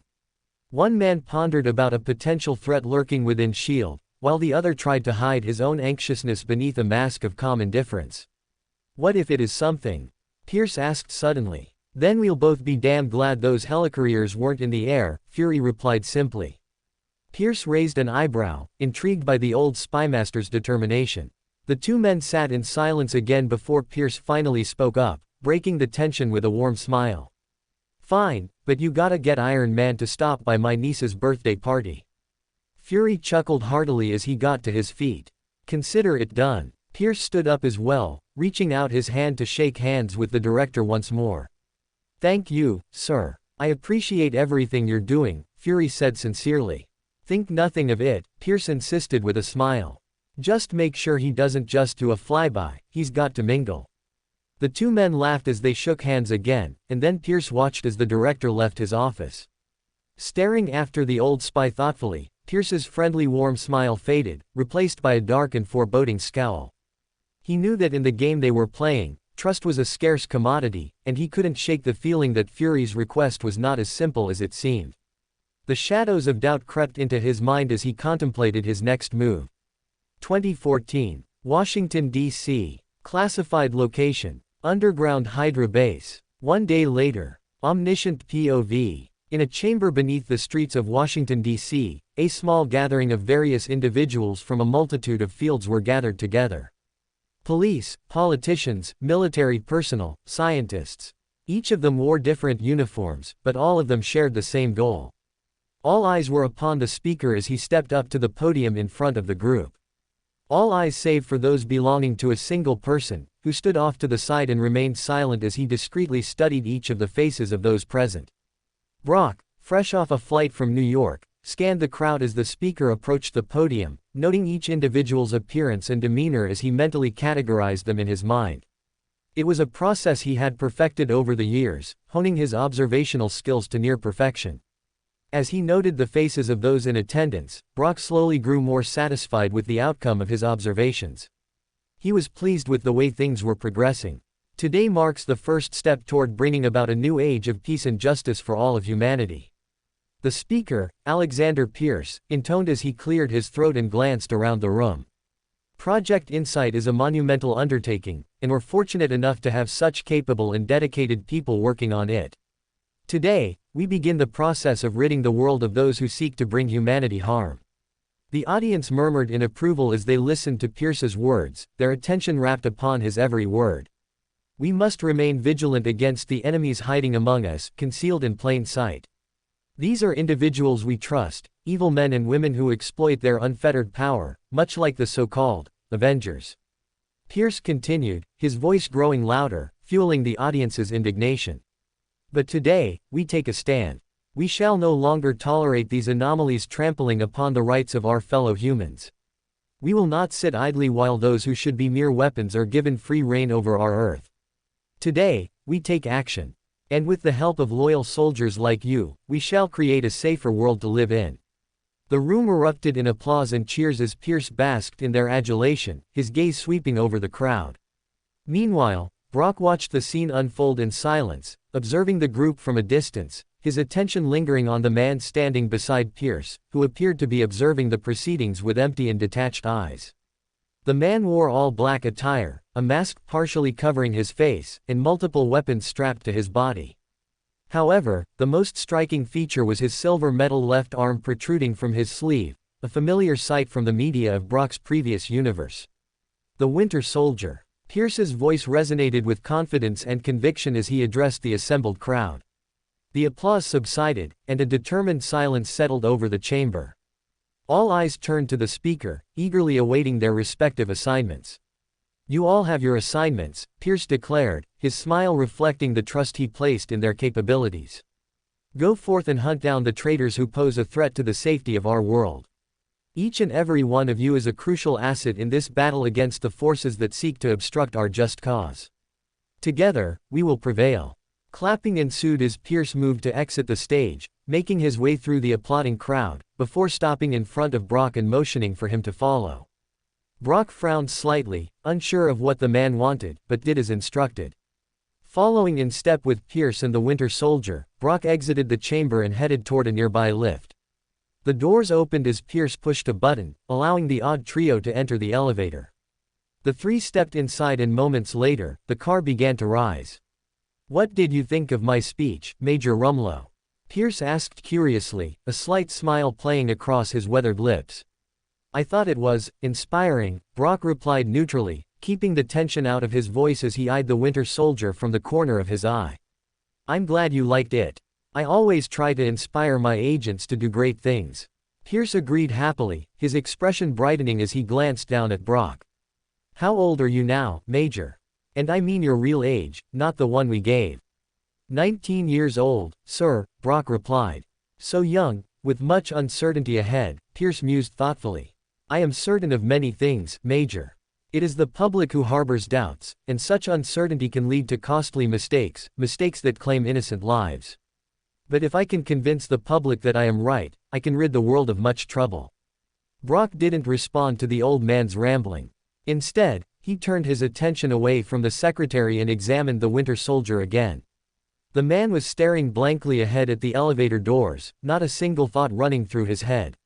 I see you're curious about our friend here, Pierce remarked, noticing Brock's focus shift. He's quite remarkable, isn't he? He survived numerous forms of torture and experimentation for several decades before finally snapping. I've heard the stories, Brock replied shortly, irritated that Pierce was trying to draw him into a conversation. He was Steve Rogers' partner back in the day. And now he's ours. Pierce agreed, clearly impressed by the fact that Brock knew so much about the brainwashed soldier. The perfect weapon for a sentimental fool like Captain America. Brock didn't respond, he merely stared at the Winter Soldier as the elevator rose toward the surface. Do you know why he's here? Pierce asked, turning his attention to Brock as he leaned casually against the side of the elevator. No, Brock answered blandly, giving no indication that he was lying. It's not a secret that there are some in the organization who disagree with my methods, Pierce admitted frankly. And sometimes, they need to be shown exactly what happens when a person does not follow orders. Our friend is very effective at that task. Brock inwardly scoffed as the elevator reached their floor, and the trio emerged into a dimly lit, abandoned parking garage that served as the entrance to the underground facility. Flickering lights guided their path across the concrete floor. You may be wondering why I singled you out among everyone else, Pierce began as they approached a small convoy of blacked-out cars, guarded by armed personnel. I hold you in high regard, Major Rumlow. You and your team have proven remarkably effective in past operations, making you the ideal choice for dealing with one of my problems. The trio arrived at the convoy of vehicles and Winter Soldier moved ahead of Pierce, entering the last car in line that quickly pulled away from the rest of the convoy. Brock stayed where he was as Pierce climbed into one of the vehicles. As Pierce settled into his seat, Brock followed suit, glancing curiously after the car that just left. Don't worry about him, he has his own orders, Pierce replied, looking out the window. As for you, I have a different assignment in mind. What kind of assignment? Brock asked curiously, even though he had a good idea of what Pierce wanted him to do. A crucial one, Pierce replied, looking over at the young man with an intense gaze. One that will demand our utmost dedication to our cause. Major Rumlow, are you prepared to make the necessary sacrifices to ensure a safer world? Brock met Pierce's gaze, his mind already calculating his next moves. You can count on me, sir. I will fulfill my duty to the best of my abilities. Pierce's smile widened, acknowledging Brock's commitment. The car pulled away from the underground facility, setting them on a course toward a future filled with unnecessary bloodshed. Asterisk asterisk asterisk asterisk asterisk asterisk asterisk asterisk asterisk asterisk asterisk asterisk. Washington, D.C. A few hours later. Speeding along the bustling packed streets of Washington, D.C., a single black SUV weaved with precision between lanes and traffic, its powerful engine roaring through the city's veins. Inside, Nick Fury sat behind the wheel, guiding the car expertly through the city streets. Open secure line 0405, Fury ordered as he turned the vehicle down a narrow street. The comms unit embedded in the dashboard hummed to life, establishing a connection with lightning speed. This is Hill, responded a female voice on the other end, her voice crisp and determined. Agent Hill, I need you here in D.C. Deep shadow conditions, Fury briskly relayed his orders, leaving no room for misinterpretation. Roger that, sir. Agent Hill confirmed. Give me 4 hours. You have 3, over, Fury replied curtly, his words conveying the gravity of the situation before terminating the call. The SUV accelerated through traffic until it stops at a red traffic light, waiting for the signal to change. Outside, the sun was setting, casting long shadows across the busy streets below. Nick kept his eyes straight, focused on the road ahead, but he couldn't help but glance over at the car pulling beside him. A white police cruiser, with 2 officers inside. As Fury glanced over at the pair, he noticed the 2 police officers in the cruiser regard him with suspicion. He returned their gaze, a stern frown on his lips as he thought they were judging him based on his race. Want to see my lease? he asked mockingly, his words laced with a touch of defiance. The officers glared back, their animosity palpable, as they abruptly sounded their police siren once, a clear display of intimidation, before driving off as the traffic light shifted to green. Nick sighed internally, shaking his head in disappointment as he too started pulling forward. Crash. Asterisk. Suddenly, as Fury goes to drive off, another police car smashes into the side of his SUV, ramming it off the road forcefully, until it crashed violently into a row of parked cars. The screech of tires and the blare of sirens fill the air as 3 more police cars converge, slamming into the SUV hard enough to knock the breath from Fury's lungs and blocking the SUV from escaping. Within seconds, even more police cruisers had suddenly arrived, strategically blocking any escape routes for Fury's vehicle. Law enforcement officers, armed with riot batons and assault rifles, moved in, forming a tight perimeter around the wreckage.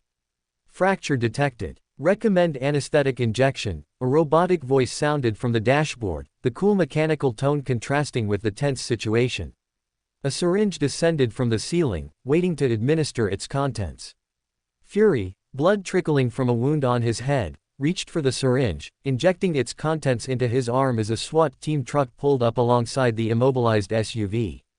Computer, analyze DC. Metro's dispatch network for nearby units, Fury commanded, his voice strained but unwavering as he fought to regain his footing within the shattered remnants of his once secure vehicle. DC. Metro Police Dispatch shows no units in this area. The computer responds immediately. Shit. Fury curses with a wince as he realizes the people coming after him weren't genuine law enforcement. Get me out of here. Unable to comply. Propulsion systems are offline. The computer replies calmly, as the fake officers outside began firing at the bulletproof armored SUV. Fury hears the bullets pinging off the massive armor plating, but the armor on the vehicle doesn't budge. Then reboot the system, damn it. He orders as the attacking police fire on the SUV stopped once they saw that it wasn't vulnerable to their weapons. Systems reboot initiated. The computer replies. The police, seeing the SUV's immobility, bring out a huge, mobile, automatic battering ram from one of the SWAT trucks and began setting it up in front of the SUV's driver's side door. There's got to be something you can do. Fury shouts at the computer, desperate to get out of the situation. The computer didn't even get a chance to respond before the battering ram outside slammed into the window of the SUV, cracking the bullet-riddled glass slightly.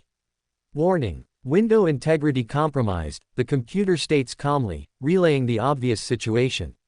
Shut up and do your fucking job. Fury snarled, his patience wearing thin, as he moved to the passenger seat of the wrecked vehicle. With painstaking effort, he pushed himself up, surveying the damages to his wrecked vehicle. The battering ram slams into Fury's car window once more, causing a spiderweb of cracks across the tough glass. Window integrity at 31%. Deploying countermeasures, the computer explained dutifully. Hold that order. Fury commanded, his instincts overriding the computer's suggestion, watching the battering ram assault the window yet again. Window integrity at 19%. Offensive measures advised. The computer repeats. Hold, goddammit. Fury roars as he winces from the impact of the battering ram smashing against the window once more. Window integrity at 1%. Offensive measures advised. The computer announces. Engage. Fury yells as the battering ram slams into the window one last time, breaking through the glass and sending shards flying everywhere. Just as the police broke through the protection of the vehicle, a compact minigun suddenly drops down from the roof inside the car and Fury uses it to return fire on the cops surrounding him. The squad of officers, stunned by the sudden appearance of the gun, barely have time to recover before Fury fires on them. Rat-tat-tat-tat. Asterisk. Bullets rained down upon the imposters, resounding with a vengeance as they found their marks. Motherfuckers. Fury curses as he empties the weapon into the nearest squad. One officer screamed in agony, struck by a round in the leg, his cries muffled as he collapsed to the ground. Fury grits his teeth as he continues to fire, refusing to stop until every cop holding a weapon has been neutralized. Propulsion systems back online. The computer announces cheerfully, a glimmer of hope amid the wreckage. Thank fuck for that, Fury muttered under his breath, his focus unwavering as he continued to unleash a hail of bullets on the remaining opposition. Full acceleration, now. As if responding to Fury's command, the battered SUV surged forward, its tires screeching against the asphalt. With a calculated maneuver, it rammed into the police cars blocking its escape, forcefully reversing and surging forward, evading oncoming traffic by mere inches. Initiate vertical takeoff. Fury commands as he aims the minigun back at the cops taking cover behind the SWAT truck. Flight systems damaged. The computer informs him. Damn it. Fury growls as he knows he won't be able to escape with the police pursuing him. Activating the comms system, he switches over to the emergency channel for S.H.I.E.L.D. "This is Fury, request immediate assistance," Fury urgently called out, his words laced with desperation as he fired upon the pursuing police vehicles. Communications array damaged. Shit. Fury cursed, the weight of the situation bearing down on him as he fought to regain control.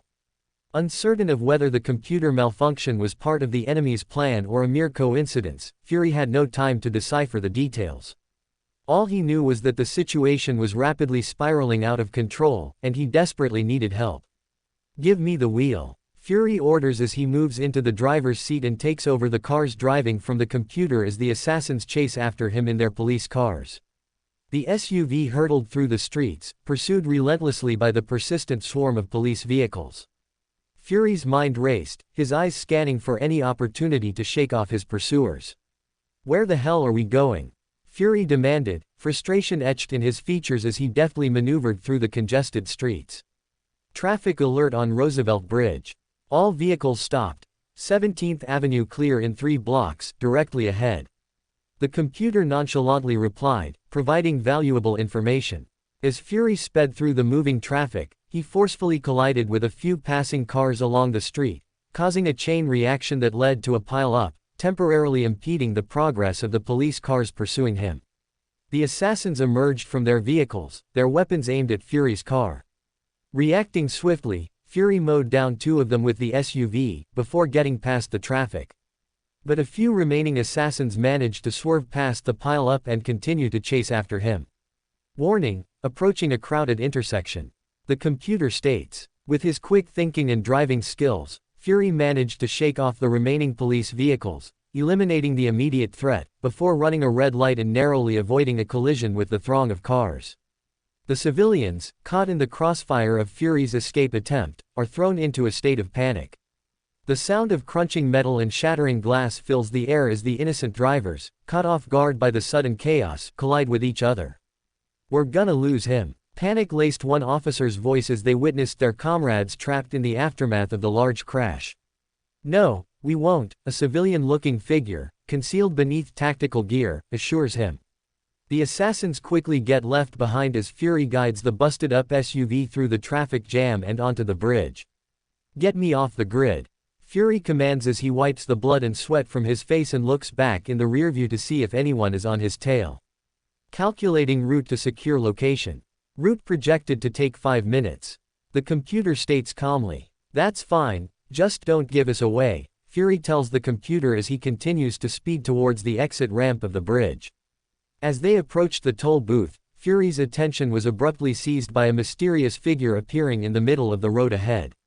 Clad entirely in black, with a half-mask concealing part of their face, the figure carried a formidable grenade launcher slung over the shoulder of a metallic arm. "Motherfuck," Fury began, his sentence cut short as the masked individual swiftly fired a grenade that flies out and attaches itself to the bottom of Fury's vehicle. Boom! Asterisk. The explosion engulfed the SUV in flames, propelling Fury onto the floor as the vehicle flipped over onto its roof, skidding along the concrete of the city streets. Groaning weakly, Fury struggled to sit up amidst the smoke-filled interior, his vision obscured. Trapped within the fiery wreckage, Fury could only watch helplessly as the masked figure approached the overturned SUV. Reacting swiftly, Fury reached into his coat pocket and retrieved a small, pen-like device.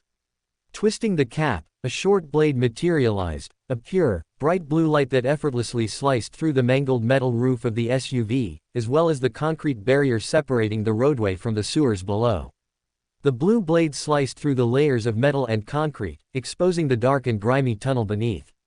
Using the remnants of his strength, Fury crawled out of the vehicle, dragging his injured body into the sewers, escaping the fiery inferno behind him.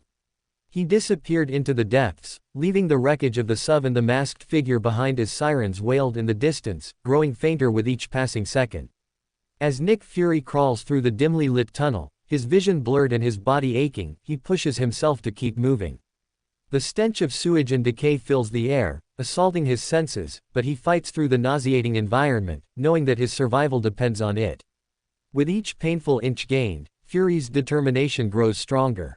He reflects on his training and experience, drawing strength from his past victories and the countless times he has cheated death.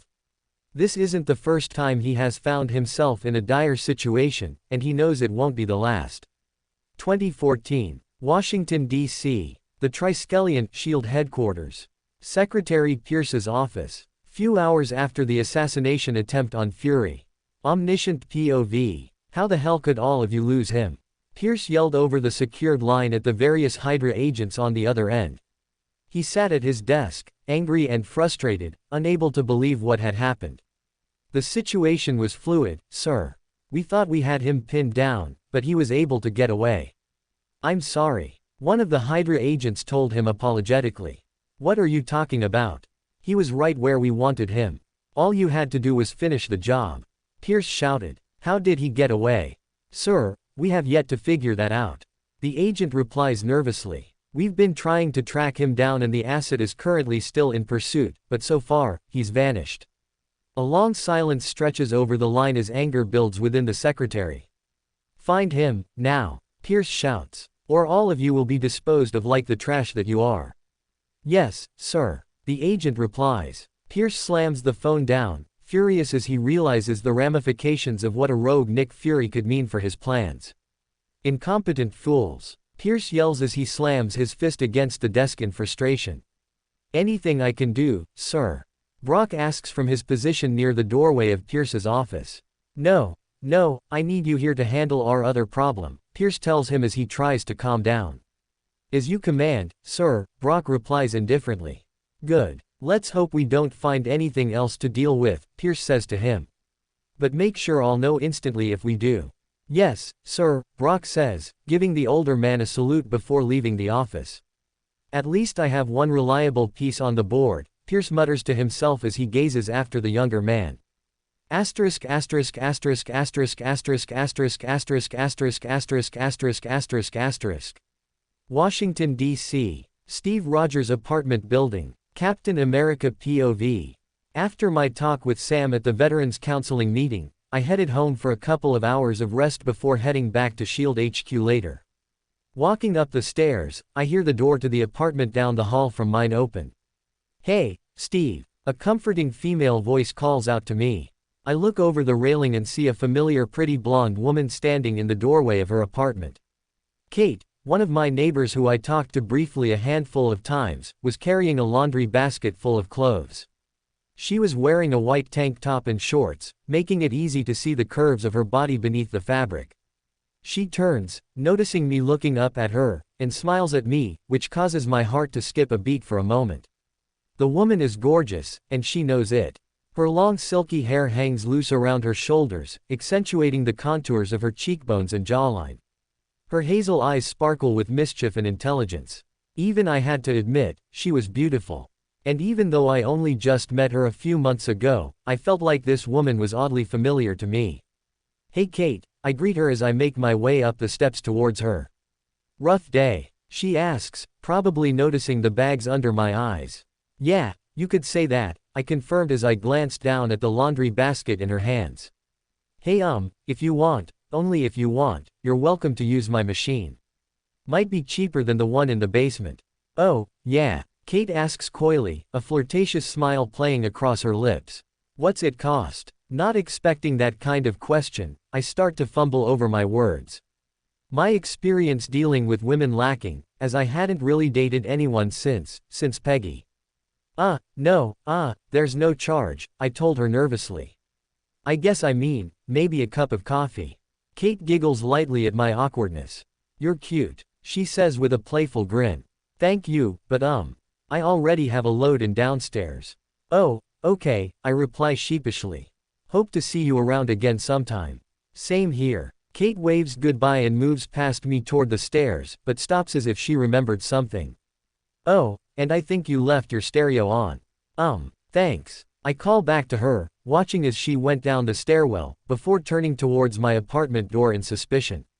Quietly moving closer to the door, I silently place my ear against the wood and listen carefully. Music plays softly from within the apartment, almost too soft to make out, but definitely recognizable as the music that came out of my record player. Realizing someone might be in my apartment, I move to the window at the end of the hall and open it slowly, before climbing out onto the fire escape. Carefully making my way over to the window of my apartment, I peek inside but don't see any signs of life.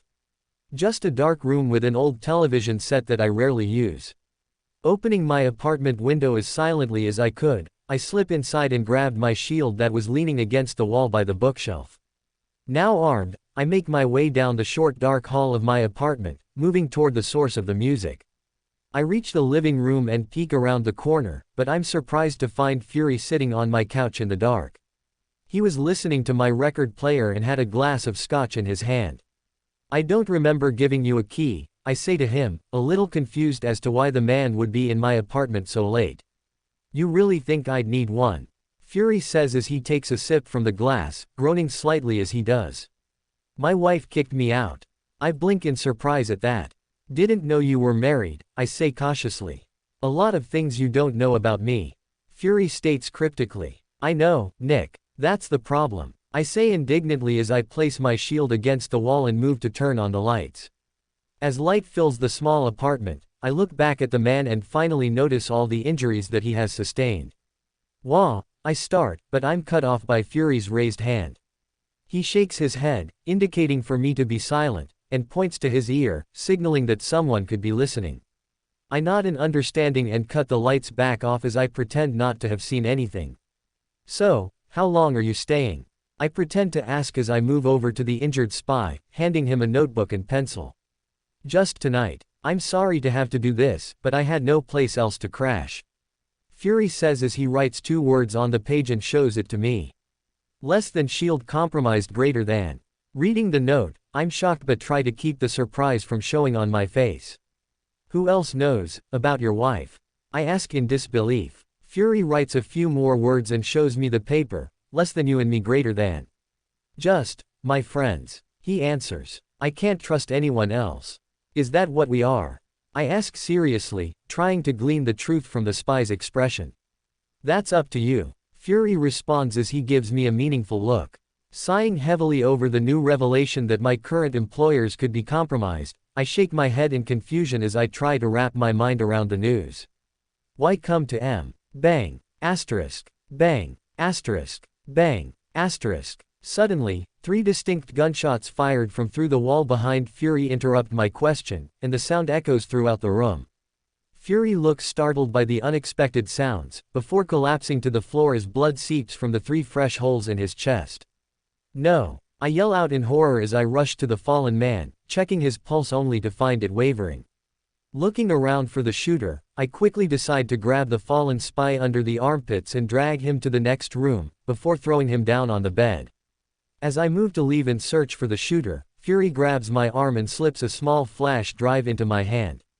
Don't trust anyone, he whispers hoarsely before passing out. Fury, I shout as I stare down at the unconscious man. Crash. Asterisk. I flinch as the sound of someone kicking in my front door echoes throughout the apartment. I take out the flash drive and slide it into my pocket before rushing out of the room to see what's happening. On the other side of the doorway, I'm surprised to see my neighbor, Kate, holding a gun in her hands as she storms into the apartment. Kate, I exclaim in surprise. Captain, I'm Agent Sharon Carter of SHIELD Special Service. She says as she lowers her weapon and looks around the apartment. I'm assigned to protect you. Carter. What? I stammer in confusion, glancing back at the bedroom where Fury is lying on the bed before turning back towards the woman. On whose order? Kate, or I guess Sharon, follows my gaze and sees Fury for herself. His, she states as she goes over to Fury, then contacts SHIELD through her radio. Foxtrot is down, he's unresponsive. I need medical assistance and reinforcements. Copy that. A voice replies over the radio. Do you have a 20 on the assailant? Sharon looks over at me, but I just shake my head before looking over toward the window, where I notice a shadow moving away from the building. Tell them I'm in pursuit, I call out as I run for the figure, grabbing the shield from the wall as I barrel through the window and run after the fleeing assassin. Outside, I see a silhouette jumping from the fire escape of my building onto a nearby rooftop, and I chase after him. Stop! I shout at him as I jump from the fire escape and swing the shield at his legs, knocking him to the ground. The attacker tumbles down the rooftop we were on and lands hard in a heap. Raising the shield above my head, I run over towards him and finally get a good look at who I'm fighting. It was a masked man wearing all black, with some kind of silver metal casing covering his left arm. Who are you? I demand of him, as I move to strike him again. Before I can make contact, the man in black moves with inhuman speed and kicks me backward. I land hard on the pavement and my breath escapes me for a moment. He was strong, much stronger than I expected. Rolling to my feet, I lunge at the masked man again, this time using my shield, but he dodges the blow easily and continues to evade my attacks. I realize that he has to be an enhanced human when I see him dodge another of my blows and punch me in the gut with his metal fist. Pain explodes through my body. It feels like somebody took a sledgehammer to my stomach. I cough and spit up blood as I stumble back. The assassin looks down at me for a second, before turning and running away. I crouch there for a second, stunned as the pain finally begins to recede. Not wanting to lose sight of the masked man, I run after him and quickly hurl my shield at his retreating back, but as the vibranium shield speeds through the air toward him, he suddenly turns and smashes his armored fist into the shield, sending it flying away from him. Without hesitation, he turns and runs straight towards me. I step aside, only to be met with a punch in the gut, followed by a knee to the chest, and another knee to the chin. I stumble backward and fall to the ground, gasping for air as I watch the masked man jump from the roof of the building and disappear into the night, leaving only a trail of blood and debris behind him.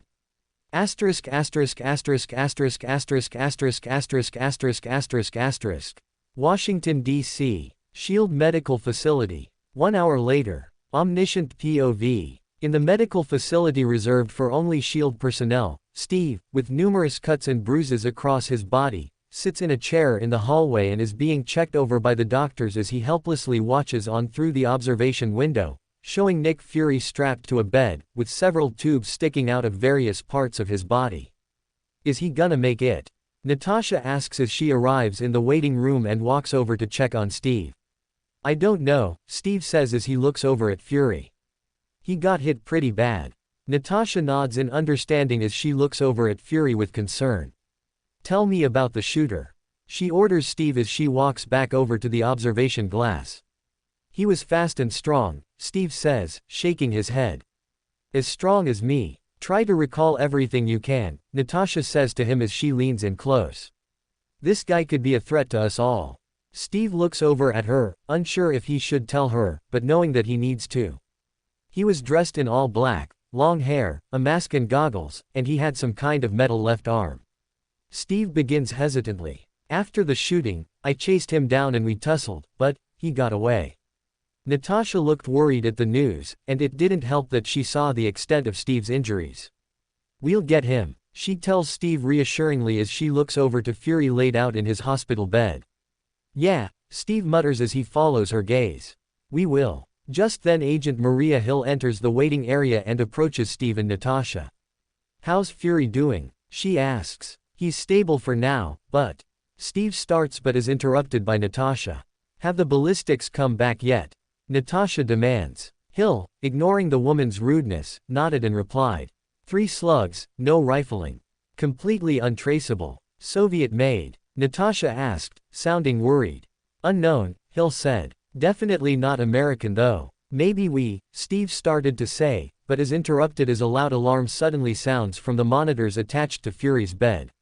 He's in VTAC, a nurse exclaims as she rushes over to start working on the bedridden agent. What's wrong? Steve shouts but is ignored as more nurses and doctors rush to Fury's side, pumping his chest as the others turn toward the observation window. Defibrillator. A doctor yells as he looks over to Steve and Natasha, who entered the room. Get out of here. What's happening? Steve asks angrily. The patient is in cardiac arrest.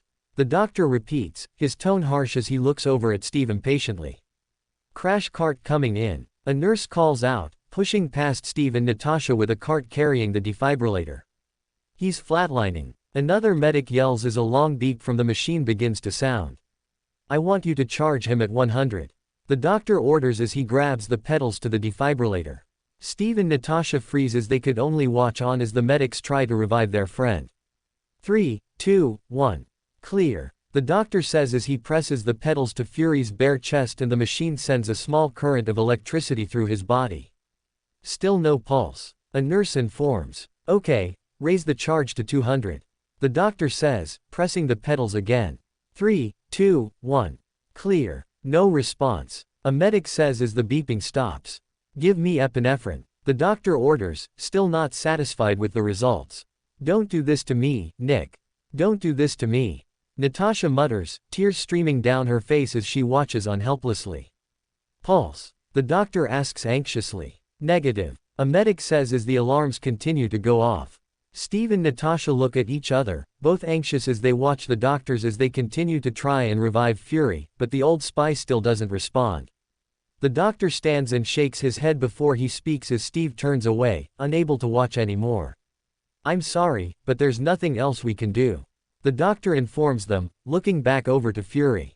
What's the time? 1:03, doctor. A medic replies. Time of death, 1:03 a.m. The doctor announces somberly. Steve lowers his head as he hears those words, looking down at the flash drive Fury had given him earlier, a determined look on his face. Don't trust anyone. Fury's last words echo in his mind. Asterisk asterisk asterisk asterisk asterisk asterisk asterisk asterisk asterisk asterisk. Washington, D.C. Shield Medical Facility. A few minutes later, Natasha and Steve are in the room where Fury's dead body has been laid out. Natasha, looking at Fury's body with tears running down her face, moves over to the body and reaches out to hold Fury's hand. I need to take him. Maria Hill says emotionlessly, stepping forward into the room. Steve goes over to Natasha and tries to place a comforting hand on her shoulder, but she jerks away from his touch and instead, she tenderly touches Fury's head, then turns and walks out. Natasha. Steve calls out as he follows her out, but Natasha ignores him completely as she marches into the waiting room. Natasha. He calls again and this time the woman stops and spins around angrily. Why was Fury in your apartment? She asks suspiciously. Steve opens his mouth to speak but, remembering Fury's last words to him, he shuts his mouth and thinks before answering. I don't know, he says, looking away nervously. That's bullshit. Natasha snaps, seeing through the man's terrible lie. What aren't you telling me? Look, Nat, Steve begins, but is interrupted as a unit of soldiers abruptly come bursting into the lobby, surrounding Steve and Natasha. They are dressed in full combat gear and carry assault rifles. The Silver Shield logo is emblazoned on their shoulders, with the letters STRIKE above it. Put your hands on your heads. One soldier orders Steve. Steve stares defiantly at the soldiers as he continues to ignore the order and opens his mouth to speak, but is cut off as one of the soldiers points his rifle directly at Steve's head. At ease. A cold stern voice commands from behind the soldiers. They freeze at the sound of the voice and immediately lower their weapons. They all turn and make a path for a familiar figure to enter the room. Brock, Steve says, his eyes narrowing slightly in confusion. Captain, Agent Romanoff. Brock greets the two, as he casually strolls into the room. Sorry to interrupt. What's going on? Natasha asks, confused. Brock glances at the woman but doesn't acknowledge her question as he turns his gaze over to Steve. Cap, they want you back at S.H.I.E.L.D. He explains. Back at headquarters. Steve asks, confused. Yeah, give me a second. I'm afraid they want you to come in now, Brock informs him, giving Steve a serious look as the rest of his men give off an aura of quiet confidence. Right, Steve mutters, still having trouble processing what was happening. He looks over at Natasha, but the woman just shakes her head at him and let out an exasperated sigh. You're a terrible liar, she tells him as she turns and walks off without another word, leaving Steve behind. Steve stares behind her and takes a step to go after her, but realizes that this isn't actually a conversation he wants to have in front of everyone, so he takes a deep breath and walks over to Brock. Let's go, Steve says quietly. Brock nods and turns as Steve walks past him, stopping at one of the vending machines that was currently being restocked, before getting escorted out of the medical facility by the soldiers. As they walk down the hallway, Brock turns his head and looks through the glass of the observation window to Fury's room. He sees Maria zipping up the body bag and a small, amused smile forms on his lips, and then disappears. That man is going to cause a lot of headaches, Brock says under his breath as he turns and exits the building.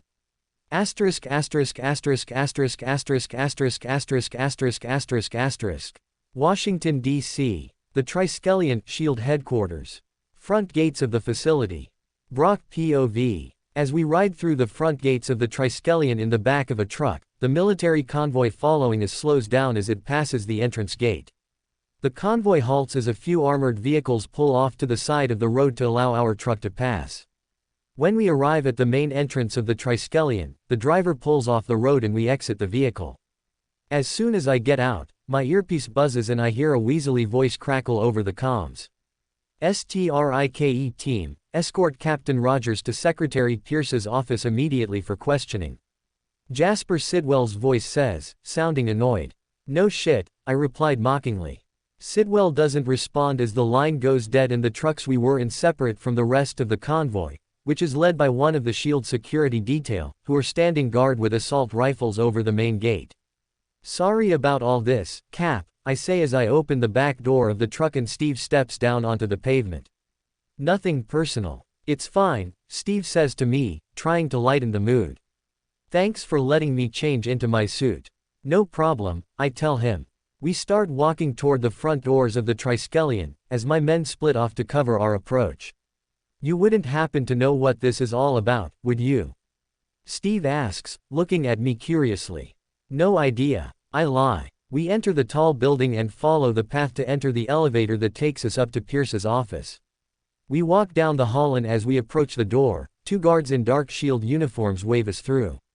"You're coming in?" Steve asks. "Yeah, I've been ordered to," I assure him, noticing the concerned look on his face. The doors open and we enter the room where Pierce and Agent Sharon Carter are seen talking privately. They finish their conversation as Steve and I enter the office.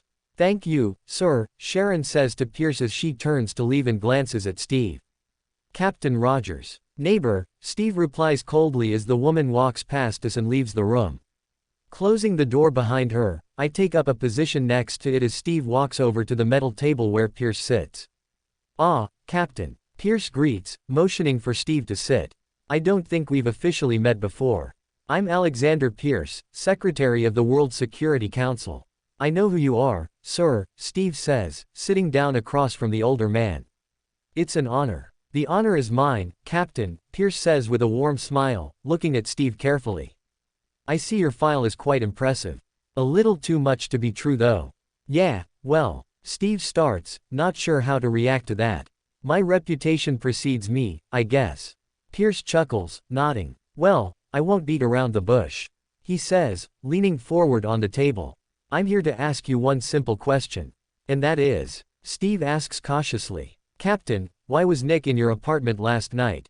Pierce asks him. Steve looks at the man, and even I could pick up on the nervousness in his voice. I don't know," he says honestly. Pierce nods thoughtfully, clearly displeased with Steve's answer. "Did you know your apartment was bugged?" Pierce asks him. "I did," Steve says, obviously uncomfortable being interrogated. "Fury told me, before he." "Did he tell you he was the one who bugged it?" Pierce asks. Steve swallows hard but doesn't reply, obviously not knowing this piece of information. "I want you to see something," Pierce says as he grabs the tablet next to him and taps the screen. It comes to life, showing a video of Batroc, the leader of the pirates who hijacked the Lemurian star, being interrogated. "Who hired you, Batroc?" The SHIELD agent conducting the interrogation asks. "I told you, I don't know." Batroc replies, struggling in the restraints. "We never met face to face. All I know is they promised us lots of money if we attack the ship." Pierce pauses the video and gives Steve a steely glare. "I don't get it," Steve admits. "Are you saying he's a suspect in Fury's murder?" Batroc doesn't really seem like the type. "No, it's more complicated than that." Pierce states, Batroc was hired anonymously to attack the Lemurian star and he was contacted by anonymous channels and paid by wire transfer. And then the money was run through 17 fictitious accounts, the last one going to a holding company that was registered to a Jacob Veach. Cap gives the old man a confused look. Veach? Steve asks. Am I supposed to know who that is? Pierce shakes his head and slides a file across the table to Steve. Not likely, Pierce says. Veach died 6 years ago. His last address was 14-35 Elmhurst Drive. When I first met Nick, his mother lived at 14-37. Steve flips through the pages, looking them over. Are you saying Fury hired the pirates? Steve asks. I'm telling you, Captain, he did, Pierce says, looking at Steve intensely. Why would he do that? Steve asks incredulously. The prevailing theory is that the hijacking was a cover for the acquisition and sale of classified intelligence, Pierce says, looking at Steve intently. Maybe the sale went sour, and that led to Nick's death. If you really knew Nick Fury, you'd know that's not true, Steve says defiantly, but I could see a spark of doubt flickering in his eyes. Why do you think we're talking, Captain? Pierce says, his expression suddenly serious. See, I took a seat on the council not because I wanted to, but because Nick asked me to. We were both realists. We knew that despite all the diplomacy and the handshaking and the rhetoric, to build a better world sometimes means having to tear the old one down. And that makes enemies. Those people call you dirty because you got the guts to stick your hands in the mud and try to build something better. And the idea that those people could be happy today, makes me really, really angry. What are you trying to imply? Steve asks, his voice rising. Captain, you were the last one to see Nick alive. I don't think that's an accident, and I don't think you do either. Pierce says, getting up from his chair and starting to pace across the room. So I'll ask you again, why was he there? Steve stands from the table and clenches his fists. He told me not to trust anyone. He says with a heavy sigh. I wonder if that included him, Pierce says, stepping in close to Steve. Steve's expression changes and I notice the anger drain away from his face. I'm sorry. That's all I can say. Steve says, lowering his head. Those were his last words. Then he was right, Pierce says, moving back to his seat. Captain, somebody murdered my friend. And I'm gonna find out why. If anyone gets in my way, they're gonna regret it. Anyone. Quote. Well, that makes 2 of us, Steve says, taking a step backward. Excuse me, sir. Steve leaves the room without another word and I move to follow him, but Pierce calls out to me before I can go. Major Rumlow, Pierce says. Yes, sir, I say, turning around to face him. Pierce stands from his chair and moves over to me, placing a hand on my shoulder. I glance at the hand for a moment and then turn to face Pierce. I think it's time to carry out your mission, Pierce says cryptically, a dark smile forming on his lips. I give the old bastard an amused look and nod, knowing exactly what he means. Sir, yes, sir, I say, saluting him. Pierce grins and laughs as he turns back to his seat. Good luck, son, he says over his shoulder as the office door closes behind me. Leaving Pierce's office, I couldn't help the fervent smile that came to my lips as the moment I'd been quietly waiting for had finally arrived. Striding down the hallway, 2 of my soldiers join at my back as I move my thumb discreetly over the hidden comlink on my wrist. Is this it, sir? One of my soldiers asks. Yes, I reply to the soldier simply. Make sure Jack and the rest are in position. The soldier nods and touches his radio to complete my order as we walk quickly through the halls until we reach the elevator, where Cap can be seen stepping through the doors. Just as they were about to close, I place my hand in between the doors to stop them and stepped inside with the 2 STRIKE agents.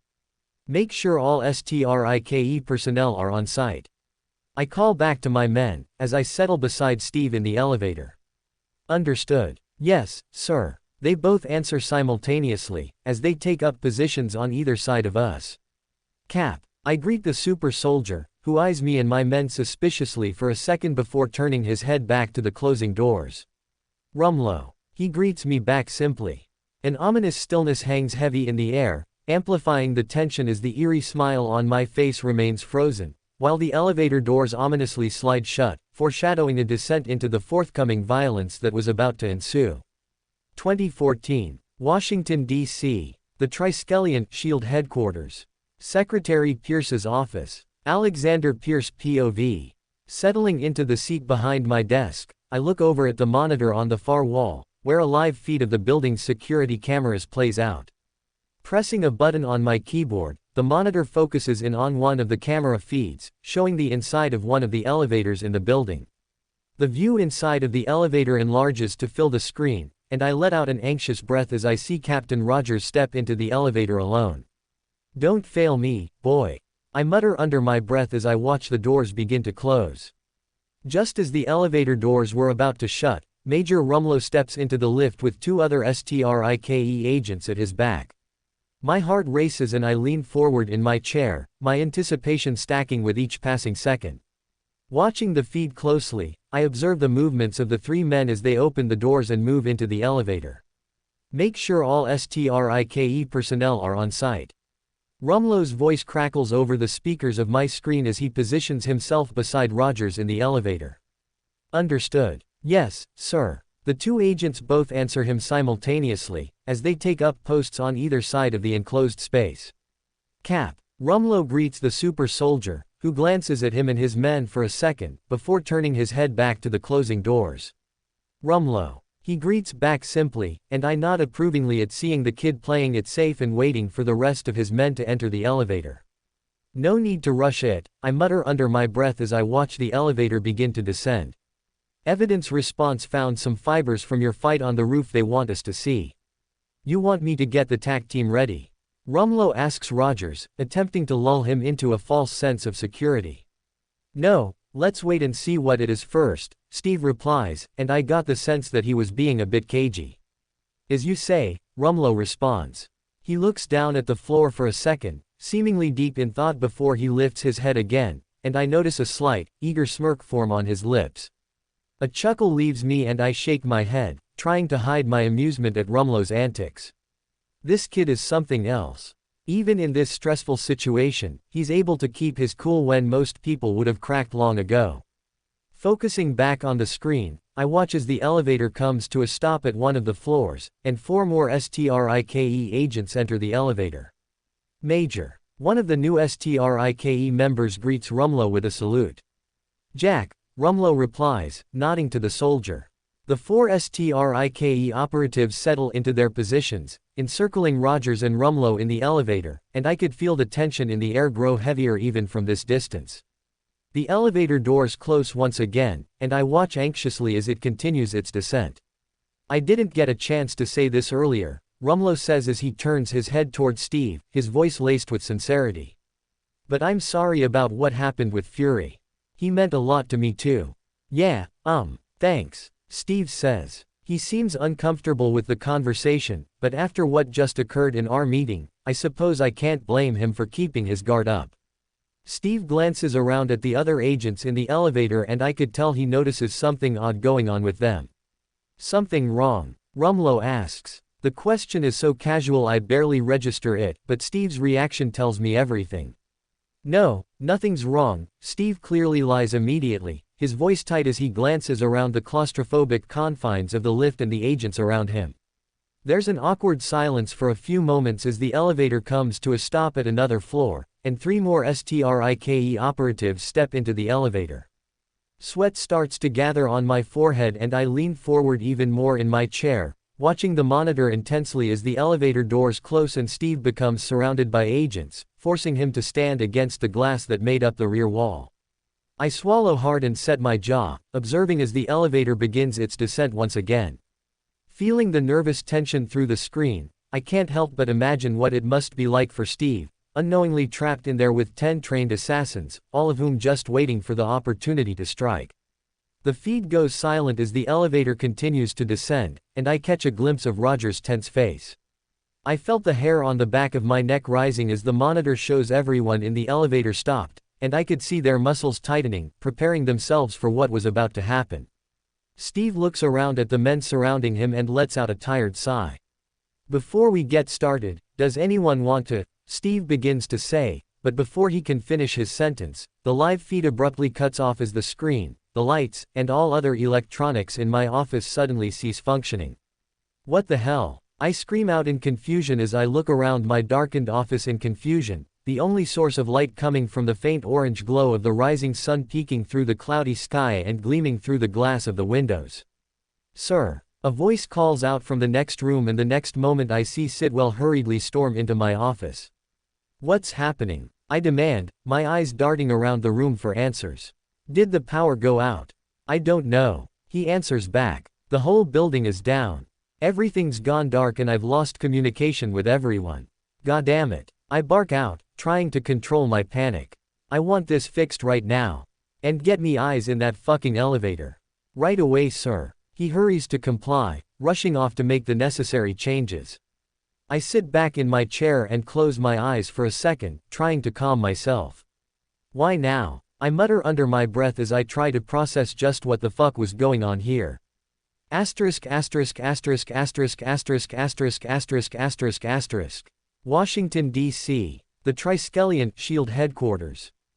************************************************************************************************************************************************************************************************************************************************** to the lower floors. A few moments earlier. Captain America POV. As the elevator continued its gradual descent to the ground floor, I glance around at the 10 agents surrounding me, noticing the tension in their bodies was growing thicker by the minute. I knew what was coming, but I tried to hold on to hope anyway. Maybe they were just following orders and were just acting as muscle in this operation, or maybe I was just too on edge and was seeing threats where they didn't exist. But that hope was soon snuffed out as I saw a few of them reaching toward their holsters, gripping their weapons as if they were preparing themselves for a fight. My suspicions confirmed, I let out a tired sigh and lowered my arms slowly towards the shield on my back, my muscles tensing as I turned to face the traitorous soldiers, who tightened their holds on their weapons. "Before we get started, does anyone want to?" I begin to ask, but my sentence was rudely interrupted as the elevator jolted and emitted an unsettling groan, abruptly ceasing its movement. The lights flickered for a brief moment before succumbing to abrupt darkness, shrouding the confined space in an unsettling blackness. The only light coming from the dim rising sun leaked through the glass pane of the wall positioned behind me, providing a weak orange glow that illuminated a modest segment of the elevator's interior. Looking around at the poorly lit faces of the soldiers and realizing the situation that lay before me, my brow scrunched up in puzzlement as I felt panic and confusion spread through the majority of the group trapped inside, indicating that they were just as clueless as I was as to why the lights went out. As the seconds stretched into what felt like an eternity, a low, palpable tremor began to fill the elevator, pulsating through the air and reverberating against the walls. It carried a scorching sensation, like searing heat radiating from a blazing furnace, casting an overwhelming sensation of fiery intensity upon us.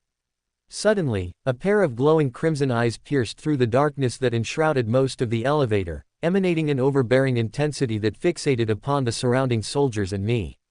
Sensing the imminent danger radiating from the incandescent scarlet orbs, the soldiers encircling me appeared to instinctively recoil, retreating from the intense crimson glare, their hands frozen on their weapons. Sweat trickled down my palms as I felt the escalating tension within the cramped elevator, the fleeting instances of disbelief stretching out as if time itself were being suspended.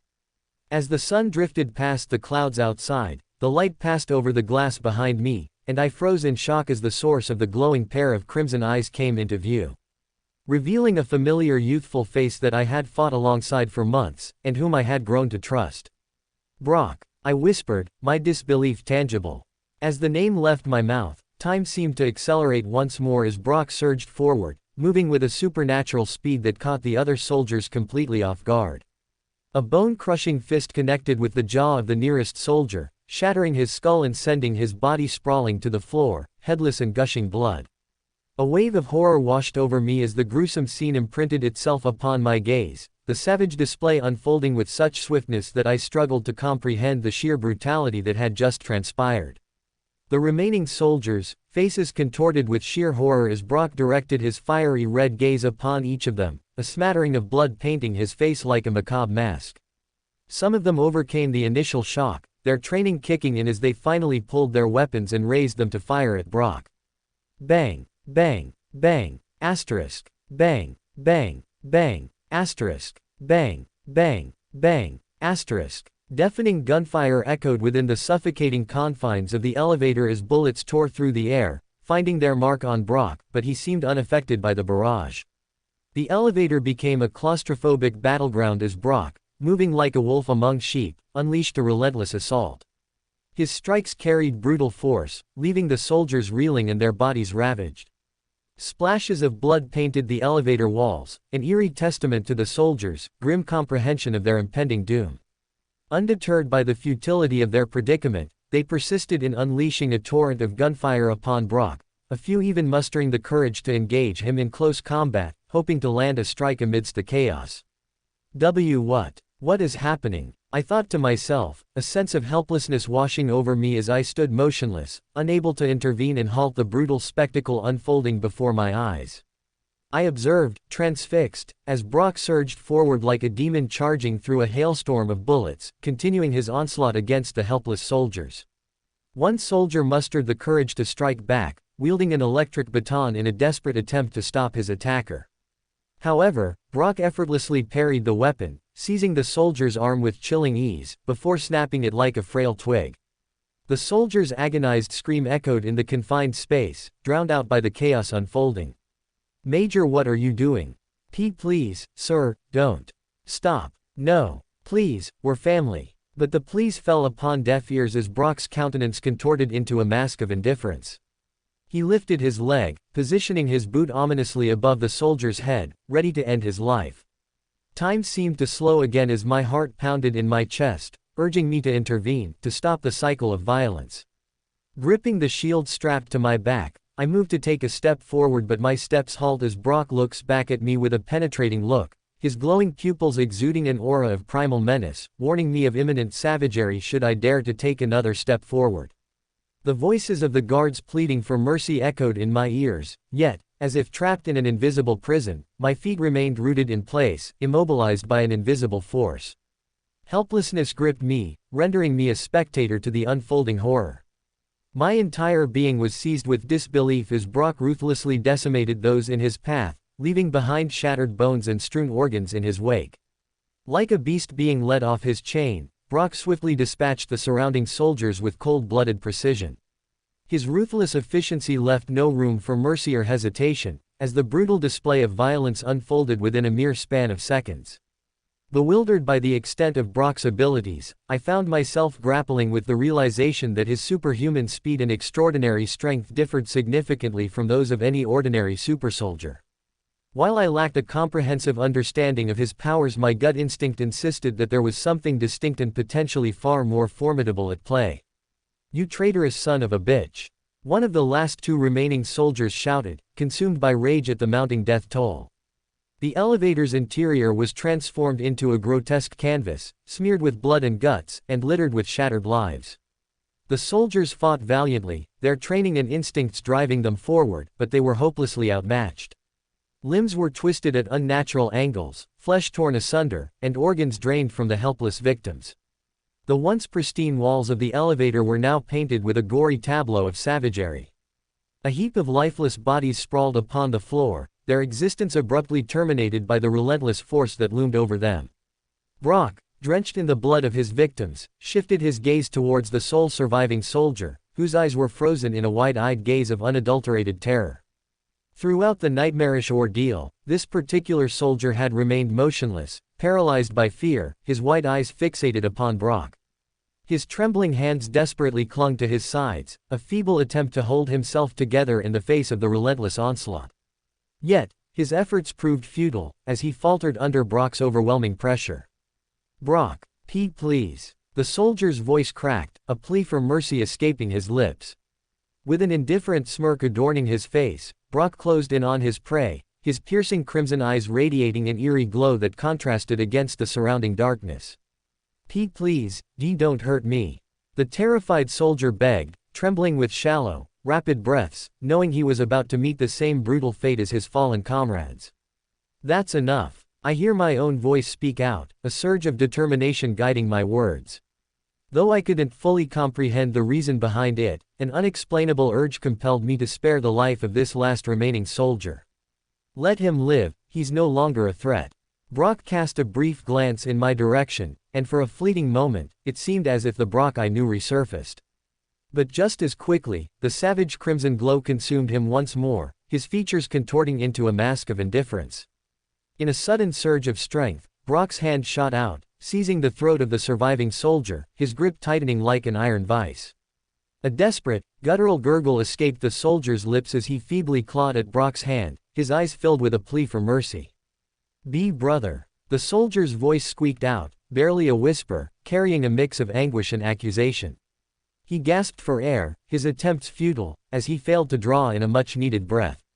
Brock maintained an unwavering gaze into the soldier's eyes, his grip unyielding as the soldier futilely struggled in his grasp.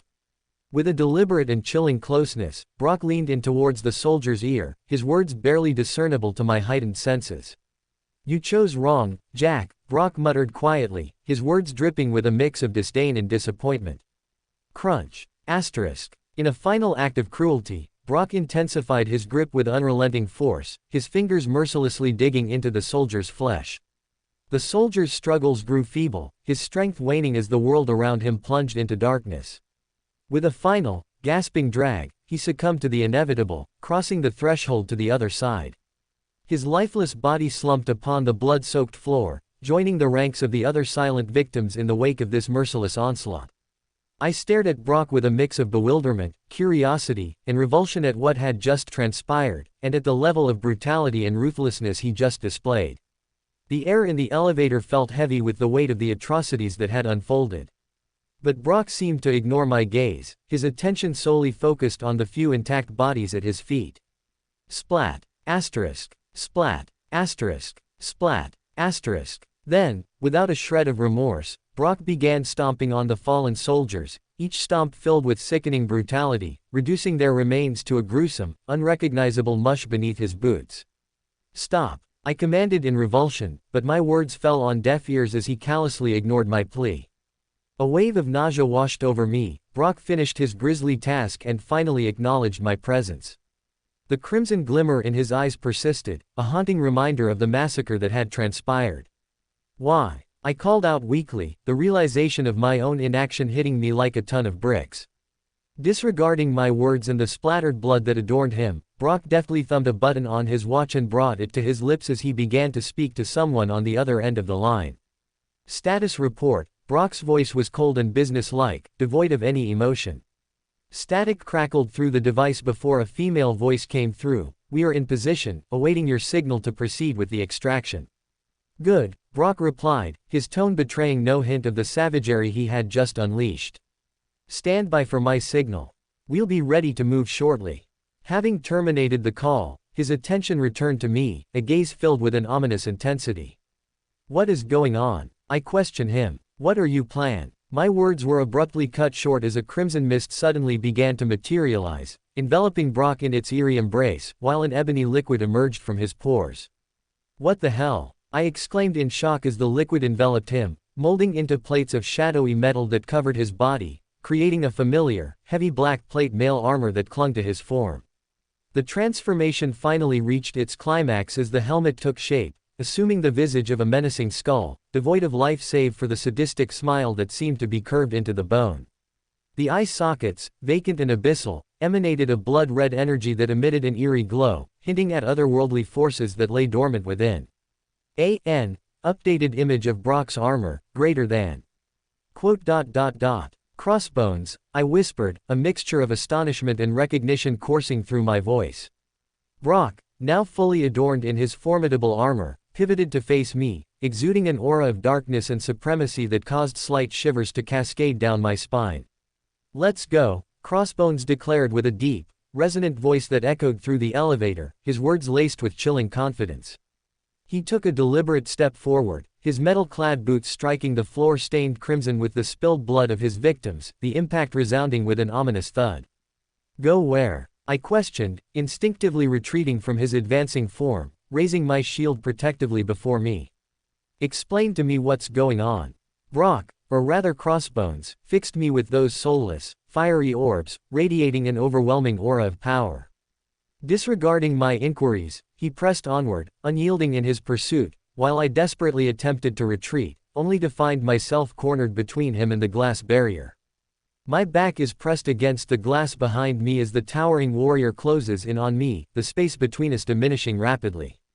Trapped within the confined space, I braced myself for the impending impact, seeking refuge behind my shield. But it never came. In a display of inhuman swiftness, Crossbones seized me, his metallic arms wrapping around my waist with an iron grip, effortlessly hoisting me off the ground and over his shoulder. With an audacious charge, he crashed into the glass wall, propelling us both towards the outside of the towering structure, hurling something behind us as we tumbled through the air toward the base of the building. 2014. Washington, D.C. The Triskelion Shield Headquarters. Omniscient POV. The sprawling grounds of the Triskelion extended far beyond the towering skyscraper itself, forming a fortified islanded compound that exuded an aura of authority and security. As one approached the facility, a sense of formidable authority permeated the air, leaving no doubt that this was a place of immense importance. Lush greenery adorned the meticulously maintained landscape, offering a stark contrast to the imposing structure that stood at its center. Pristine lawns stretched out in manicured perfection, interrupted only by strategic walkways and patrolling agents. Within, the compound buzzed with activity as SHIELD agents and STRIKE team operatives scrambled to counter the aftermath of a devastating wide-range EMP assault that had left their systems paralyzed. Uniformed officers and armed troopers swiftly hustle across the vast grounds, securing the area and fortifying the facility against further threats. As the various security measures were being initiated, a resounding crash of shattered glass reverberated throughout the entire compound. Bewildered agents turned to one another, exchanging perplexed glances at the peculiar sound before fixing their gaze upon one of the elevators directly overhead. Their expressions shifted from confusion to surprise and alarm as a humanoid figure explosively burst through the glass, hurtling down from a dizzying height of over 100 feet toward the courtyard below. As the fractured glass disintegrated beneath the plummeting figure, the onlookers gasped in shock as a small explosion erupted from where the figure had jumped. "What is that? An intruder? Sound the alarm!" The crowd of spectators spoke in disbelief, hastily assuming their assigned positions as they witnessed the dramatic entrance of the human-shaped silhouette. The air crackled with anticipation as the figure hurtled through the shattered glass, descending from the sky with an awe-inspiring force. Time seemed to slow as the figure collided with the ground, unleashing a cataclysmic impact that shook the very foundation of the compound. Debris erupted into the air, dancing in a chaotic ballet of destruction. Shards of glass and rubble rained down upon the startled onlookers, adding an element of danger to the already tense atmosphere. A modest-sized crater emerged before the imposing structure, a testament to the sheer power contained within the figure's arrival. Dust and smoke billowed, cloaking the scene in an ethereal haze as if concealing the frightening being that had just made its presence known. SHIELD and STRIKE agents flocked around the newly formed crater, their perplexed faces unable to piece together what had just unfolded. Nonetheless, each individual trained their weapons down on the swirling cloud of dust concealing the fallen intruder and swiftly took up defensive positions around the crater. The silence that followed was pregnant with anticipation and apprehension. Each spectator, frozen in awe and trepidation, stared intently at the swirling cloud of dust, eagerly awaiting the reveal of the enigmatic figure's identity. Hearts pounded in chests, adrenaline surged through veins, and the air was thick with a mixture of fear and curiosity. As the dust began to settle, several of the officers stirred with a mounting sense of nervousness and suspicion as they spotted the form of the intruder.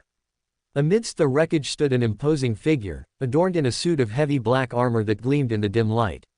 The metallic plating pulses with mysterious crimson energy, evoking an air of ominous power and unknown intent. The crowd fixated their gaze on the armored figure, their expressions shifting from curiosity to escalating dread.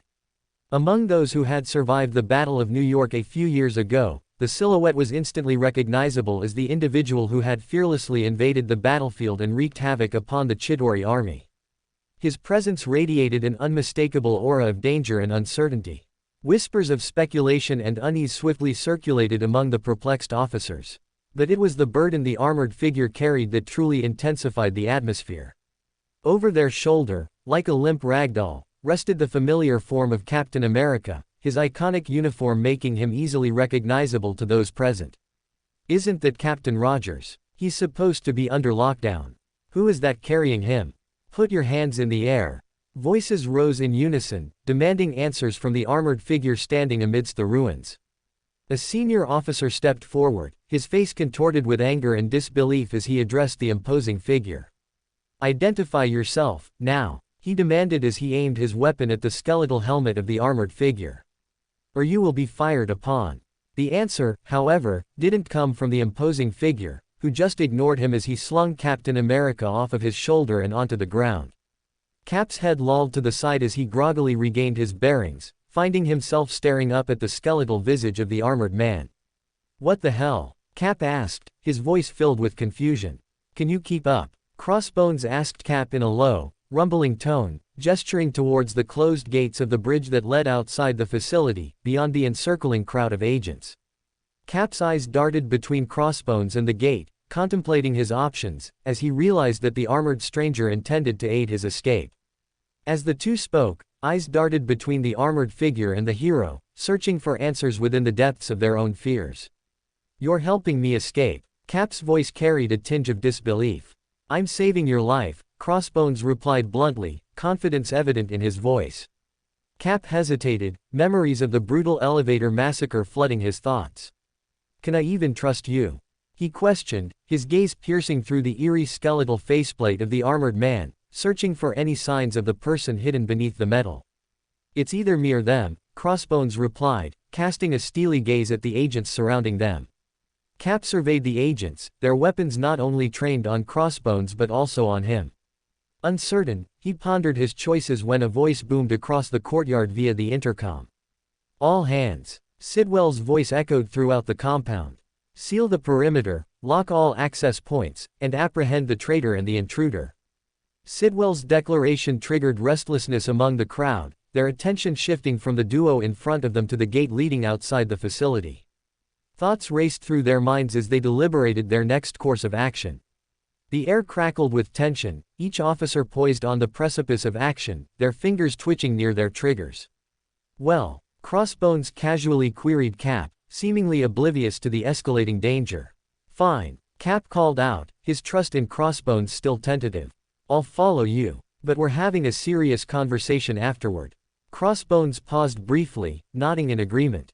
"Fair enough," Crossbones concurred, gesturing for Cap to join him as he moved forward, charging up the slope of the crater toward the encircled mass of agents.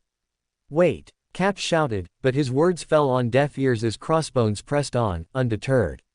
With a surge of formidable power, Crossbones' momentum slowly started to build, a faint dark crimson force field beginning to emit from the armor, unleashing an unstoppable force that propelled him forward like a battering ram. The crowd of agents found themselves hopelessly outmatched as he barreled through their ranks, leaving destruction and chaos in his wake. "Fire!" One agent called out as a hailstorm of bullets descended upon Crossbones, but they were as insignificant as raindrops against an unyielding storm. His crimson force field deflected the onslaught, leaving the attackers dumbfounded and helpless.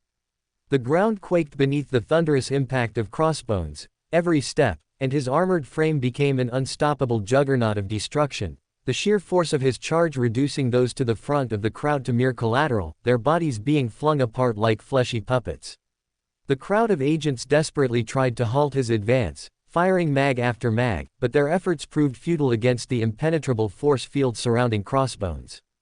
With each stride, Crossbones left a trail of chaos and devastation. Bodies crumpled under his unstoppable might, bones shattered, and screams echoed through the air. The once ordered and fortified compound now descended into a battlefield of panic and carnage. Captain America followed in Crossbones' wake, utilizing his own formidable skills to protect their flank. His shield deflected bullets and incapacitated anyone who dared to challenge their escape. The duo moved with precision and purpose, a seamless collaboration of power and strategy. As the pair neared the gate, Captain America couldn't help but be captivated by the overwhelming power exhibited by Crossbones. Following close behind, he observed in awe as Crossbones plowed through the vast shield army with unstoppable force, reminiscent of a speeding freight train. The sheer might and determination displayed by Crossbones left an indelible impression on Cap's mind. Despite feeling conflicted about the violence and the lives lost, Cap recognized the gravity of the situation that had led them to this moment. With unwavering determination, he made a solemn promise to pursue justice on behalf of those affected once they successfully escaped this place. Just a few feet away from their destination, they were confronted by a formidable obstacle as multiple turrets were positioned atop the closed gates, ready to unleash a barrage of deadly fire. Accompanying the turrets, a squad of heavily armed agents stood guard, their weapons at the ready. The path to the bridge, which would lead them out of the facility and into the city beyond, seemed impassable, blocked by this formidable defense. Undeterred by the looming threat ahead, Crossbones remained unfazed and disregarded the imminent danger. With a single-minded focus, he ignored the spinning turrets and armed agents, accelerating forward like a meteor hurtling through space. The crimson force field surrounding him intensified, growing denser and enveloping him in its protective embrace. "Stay behind me," Crossbones called out to Cap as he continued his inexorable charge. "Yeah, good idea," Cap agreed, his voice betraying a hint of sarcasm and astonishment at the display. As the two charged ahead, numerous streams of bullets rained down upon them like hail, yet the bombardment of projectiles was powerless to stop Crossbones' relentless charge, the shells ricocheting harmlessly off his vibrant scarlet force field. He charged forward, colliding with the formidable gate with such force that the metal crumpled and ruptured beneath his assault. Without losing any momentum, Crossbones barreled through the opening and out of the compound, leaving a swath of destruction in his path. The agents, their resolve battered and broken, stood rooted in place, watching the pair depart. Confusion reigned supreme, as many struggled to process the events that had transpired so suddenly. "Raise the bridge. We can't let them get away," a frantic agent bellowed, his voice saturated with alarm as he pointed toward the immense fissure in the fortified gate. Several agents ran to raise the bridge to block the path to the city, while others pivoted their weapons, targeting the duo's vulnerable backs. Crossbones and Captain America continued to move with ease as they sprinted across the initial stretch of the bridge that led away from the compound. Bullets continued to fly, striking mostly empty air in the water that surrounded them. As they ran, Crossbones glanced over his shoulder and saw the group of agents regrouping, readying their guns for another volley as the menacing Quinjets trailed closely behind, their lethal turrets spinning in readiness for a fresh onslaught of bullets. Turning his head back to the road ahead, he noticed that the middle of the bridge began to rise, a desperate attempt to impede their path to the city. "Do you have a plan?" Cap inquired, stealing a quick glance at the ascending bridge and the approaching aircraft closing in on their position.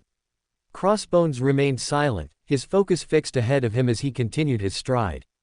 As the pair neared the bridge's center, it was already suspended halfway in the air, with the Quinjets at their back closing in quickly. "We're gonna have to do something here," Cap anxiously urged as he looked around for a solution. Suddenly, Crossbones came to an abrupt halt, swiveling to face Cap. "Don't panic," Crossbones assured him as he grabbed Cap by the arm and leapt upward, matching the altitude of the encroaching Quinjets. "Are you insane?" Cap shouted as he was hoisted aloft by Crossbones' superhuman strength. Rendering them vulnerable, the Quinjets swiftly rotated their rotors and aimed their cannons. Just as they were about to unleash a barrage upon Cap and Crossbones, the world around them exploded violently. 4 small missiles locked onto each Quinjet, exploding upon impact with a resounding fury. The deafening explosion unleashed shockwaves that reverberated through the air, ruthlessly tearing through the hulls of the jets, sending scattered wreckage from the destroyed aircrafts in all directions and creating a chaotic storm of twisted metal. The force of the blast momentarily destabilized Crossbones and Cap, throwing off their equilibrium as gusts of wind assaulted them and fragments of debris cascaded against their figures. Cap's heart skipped a beat as a brief moment of panic gripped him. However, to his relief, their sudden aerial stumble was swiftly halted as they abruptly regained their stability. As Captain America glanced up to see what had stopped their fall, his gaze locked onto Crossbones, who was clutching onto the side of a hovering car that appeared to have materialized out of thin air. A sense of astonishment washed over Cap as he marveled at this unexpected turn of events, grateful for the timely arrival of this mysterious vehicle. "So you did have a plan," Cap quipped, hanging precariously from Crossbones' grip as he glanced up at the hovercraft they clung to. Taking a moment to catch his breath, he surveyed the aftermath with a mix of awe and relief. The Quinjets lay shattered and mangled, their remnants scattered across the bridge like a chaotic jigsaw puzzle. Cap followed the trail of smoke left by the tiny missiles and was taken aback by the sight that greeted him, an elegant silver exosuit gracefully maneuvering through the air, propelled by a vibrant stream of purple energy emanating from its back and feet. "I'm guessing that's not Stark," Cap remarked, marveling at the familiar yet enigmatic advanced technology on display. "No, it's not," Crossbones replied, his voice steady, as the mechanical figure floated alongside the hovercar. He nodded approvingly at the machine's effortless flight beside them.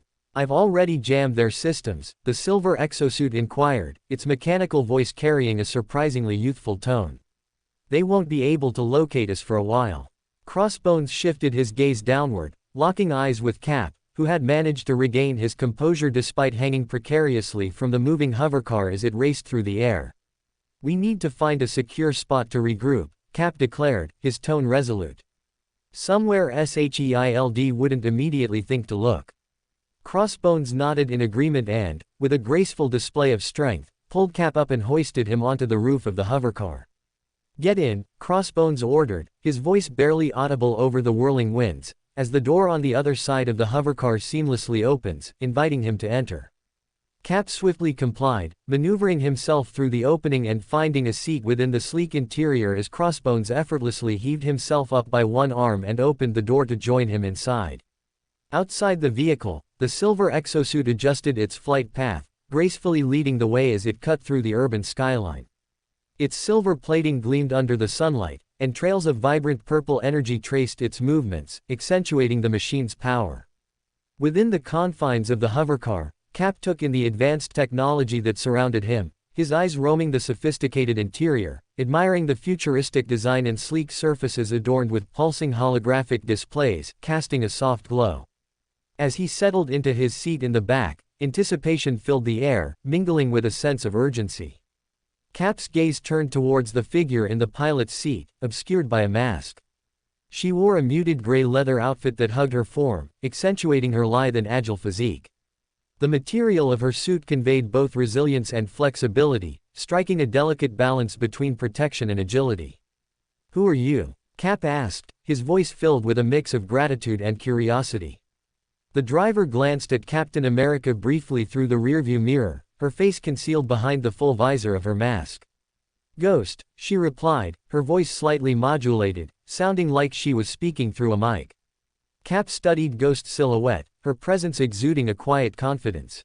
Meanwhile, Crossbones settled into the seat next to him, swiftly unsummoning his armor and closing the door, sealing the cabin from the roaring wind outside. Cap's attention shifted to Brock, his eyes searching for answers.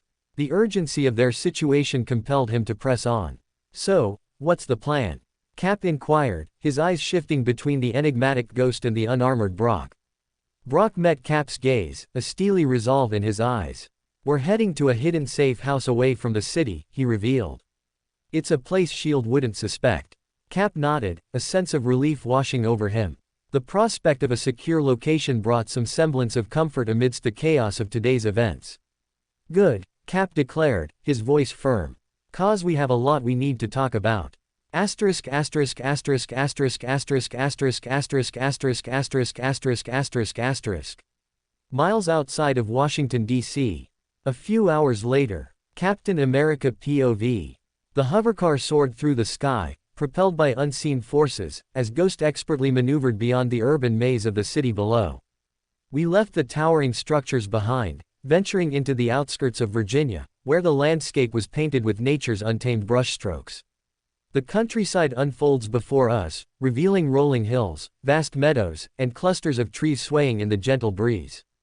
It was a stark contrast to the bustling city we had just escaped. The serenity of the surroundings offered a temporary respite, a chance to catch my breath and figure out what was really going on around me. As the hovercar soared through the open sky, I couldn't help but glance at Brock from the corner of my eye, as numerous questions about the young man nagged at my consciousness. Who was he? What did he have to do with the traitors within S.H.I.E.L.D.? How did he get his powers? And why did he seem to have his own team of superhumans? The questions swirled in my mind, but I knew this was not the time for answers. I needed to focus on the immediate task at hand, to find safety and plan my next moves. Deep in thought, I didn't even notice when the hovercar began to descend gracefully, settling down on the grassy ground near a broken-down cabin nestled beside a small creek. The dilapidated structure stood as a relic of the past, its weathered planks and worn-out roof blending with the rustic charm of the surrounding landscape. As the hovercar's engines powered down, the silence washed over us, allowing the sounds of nature to fill the air. The rustling of leaves and the soothing babble of the nearby creek provided a symphony of tranquility. I stepped out of the vehicle, my senses immediately attuned to the natural beauty that surrounded us. Just as my boots touched the earth, a soft thud echoed behind me. I turned to see the silver, Iron Man-like suit land gracefully a few feet away. Its presence commanded attention, the gleaming metal catching the sunlight while pulsating purple energy danced along its contours. Together, the four of us moved toward the cabin, our footsteps creating a gentle rhythm against the soft ground. The cabin's worn wooden door creaked open, revealing an interior that mirrored the exterior's weathered appearance. Dust particles danced in the filtered sunlight, casting a nostalgic glow upon the remnants of a forgotten life. It was a place frozen in time, offering shelter from the storm of chaos that seemed to be following me. As we entered the cabin, the air felt heavy with anticipation. Gathering around a simple wooden table situated in the middle of the room, Brock took his seat and I followed suit, as Ghost and the silver-suited figure took up positions off to the side of us. An awkward silence hung in the air, as we both waited for the other to begin talking. With a deep breath, I broke the silence, seizing the opportunity to clear the air. First off, I want to thank you all for helping me. I paused, considering my words carefully. But who exactly are you guys? And what do you have to do with all this, Brock? Or should I call you Crossbones? Brock cocked his head slightly at my question, his expression impassive as he responded. Look, I know you probably have a lot of questions, he stated simply, his voice devoid of emotion. I'll try to answer as much as I can, but understand that I'm here willingly because I believe that you're more trustworthy than our employers. That's why I helped you instead of just leaving you in the elevator, or worse. His voice trailed off, his gaze locking onto mine. So, you guys aren't working for S.H.I.E.L.D., I surmised, carefully absorbing every word he had just spoken. Then who do you work for? That's kind of a long story. Brock replied, his tone cautious. I nodded, understanding the complexity of the situation. Considering Brock's cooperation thus far, I decided to give him the benefit of the doubt. I've got time, I said, a slight smile forming on my lips, conveying my willingness to listen. Brock exhaled audibly, his eyes betraying a hint of vulnerability amidst the mask of stoicism he wore. He leaned back in his chair, his gaze fixated on a distant point as if retracing the painful memories etched within his mind. All right, he began, his voice tinged with a mix of resignation and determination. You deserve to know the truth, even if it's not easy to tell. He took a deep breath, gathering his thoughts before continuing. It all started when I was taken by Hydra as a baby. The weight of his words hung heavy in the air, and I couldn't help but feel a surge of surprise at hearing the name of an old enemy who I thought was long dead. Brock proceeded to share a story that painted a picture of a childhood marred by tragedy, a life overshadowed by the wicked organization known as Hydra. He spoke of being taken from his family as a baby, thrust into the clutches of Hydra's merciless grip. Forced to undergo rigorous tortures and training to become a double agent, infiltrating the ranks of S.H.I.E.L.D. in a desperate bid to gather information and eventually dismantle the organization for his captors that had stolen his innocence. As Brock recounted his experiences, his words carried the weight of a burden too heavy for any one person to bear. He spoke of sacrifices made, friendships lost, and the constant struggle to maintain his cover while grappling with the moral dilemmas that plagued him. From a young age, I was taught to deceive, to blend in and gain the trust of those I worked with, Brock continued, his voice tinged with bitterness. But as the years went by, I saw the true face of Hydra, their cruelty, their thirst for power, and I couldn't bear to be a pawn in their game any longer. Listening intently, I found myself drawn into Brock's narrative, feeling a growing sense of empathy for the young man sitting before me. The weight of his past and the complexities of his present circumstances painted a poignant picture of a life teetering on the edge, never truly knowing who he could trust. So, that's why I saved you, Brock concluded, his voice laced with a mix of weariness and determination. I knew that if anyone could expose the corruption within S.H.I.E.L.D. and ensure that no one else has to endure what I did, it would be you. The room fell silent, the gravity of Brock's revelations lingering in the air. I could sense the honesty in his words, the genuine desire to make amends for the sins of his past. In that moment, my skepticism wavered, replaced by a burgeoning sense of compassion for the tormented soul sitting across from me. I can't begin to imagine the hardships you've faced, Brock, I said, my voice carrying a note of solemnity. But I believe in second chances, in the power of redemption. We all have our pasts, our own demons to confront. What matters is the choices we make now and the actions we take to set things right. Brock's gaze met mine, a flicker of gratitude and relief dancing in his eyes. Thank you, Steve, he replied, gratitude lacing his words. Your trust means more to me than you can imagine. I nodded at the young man, reaching across the small table to place a comforting hand on his shoulder. No thanks necessary, part of the job description, I said, my voice filled with sincerity, as a warm smile comes to my lips. An appreciative smile graced Brock's lips, a flicker of relief crossing his features. The weight of the stressful situation seemed to lift, if only for a moment. But as the calm settled upon us, a question resurfaced in my mind, one that I couldn't ignore. Brock, there's still one thing I need to know, I said, my voice firm yet compassionate. How did you acquire your powers? Brock's expression turned contemplative, his gaze fixed on some distant point in the room. I could sense the weight of his past bearing down on him, causing a momentary pause in his response. With your power set, there's no way you're a super soldier, I remarked, recalling the young man's extraordinary display of strength that far surpassed my own. And that armor. It emanates an unnatural energy, nothing that can be explained by conventional science.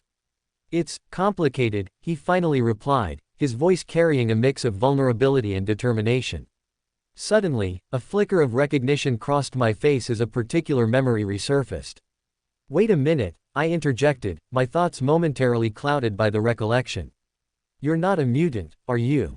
I asked, the image of a short, hairy immortal man I had encountered during World War II flashed vividly in my mind, causing me to wonder if there might be a familiar connection at play. Brock's eyes widened slightly at my question, his brows furrowing as if processing the implication. He shook his head, dispelling any notions of a mutant heritage. No, Cap, he responded, his voice carrying a touch of reassurance. I wish I had obtained my powers that easily. The truth is, during my time with Hydra, I was subjected to a series of brutal experimental procedures, tortures, and strange enhancements. They sought to create the perfect weapon, someone with abilities far beyond the ordinary. A surge of anger and sorrow welled up within me, as memories of all the Red Skull's secret labs we found in World War II came to mind. Invoking a deep-seated hatred within, that I thought I had buried. A somber expression settled on Brock's face as he revealed the dark origins of his powers. The weight of his past experiences was palpable, and I couldn't help but feel a swell of empathy for the struggles he must have endured. The process was painful, both physically and mentally, he continued, his voice now carrying a hint of bitterness. After enduring everything they subjected me to, and showing no immediate changes, they believed their experiments had failed. But somehow, against all odds, it worked. I gained powers beyond their wildest expectations. Brock's words carried a mix of resentment and astonishment. The immense suffering he had to have endured during the experimentation and the unexpected outcome of gaining extraordinary abilities seemed like a cruel twist of fate. It was a testament to his resilience and the unforeseen consequences of Hydra's reckless pursuit of power. I took a moment to absorb the weight of Brock's revelation, the weight of the sacrifices he had made, and the pain he had overcome. Clearly, his powers were a double-edged sword, a constant reminder of the dark path he had been forced down. I'm sorry you had to go through that, Brock, I said, my voice filled with genuine sympathy. No one should have their life and body manipulated in such a way. But I want you to know that you're not defined by what they did to you. You have the power to choose how you use your abilities, and I believe in your capacity for good. Brock looked up at me with an unreadable look in his eyes, before giving me a grateful smile.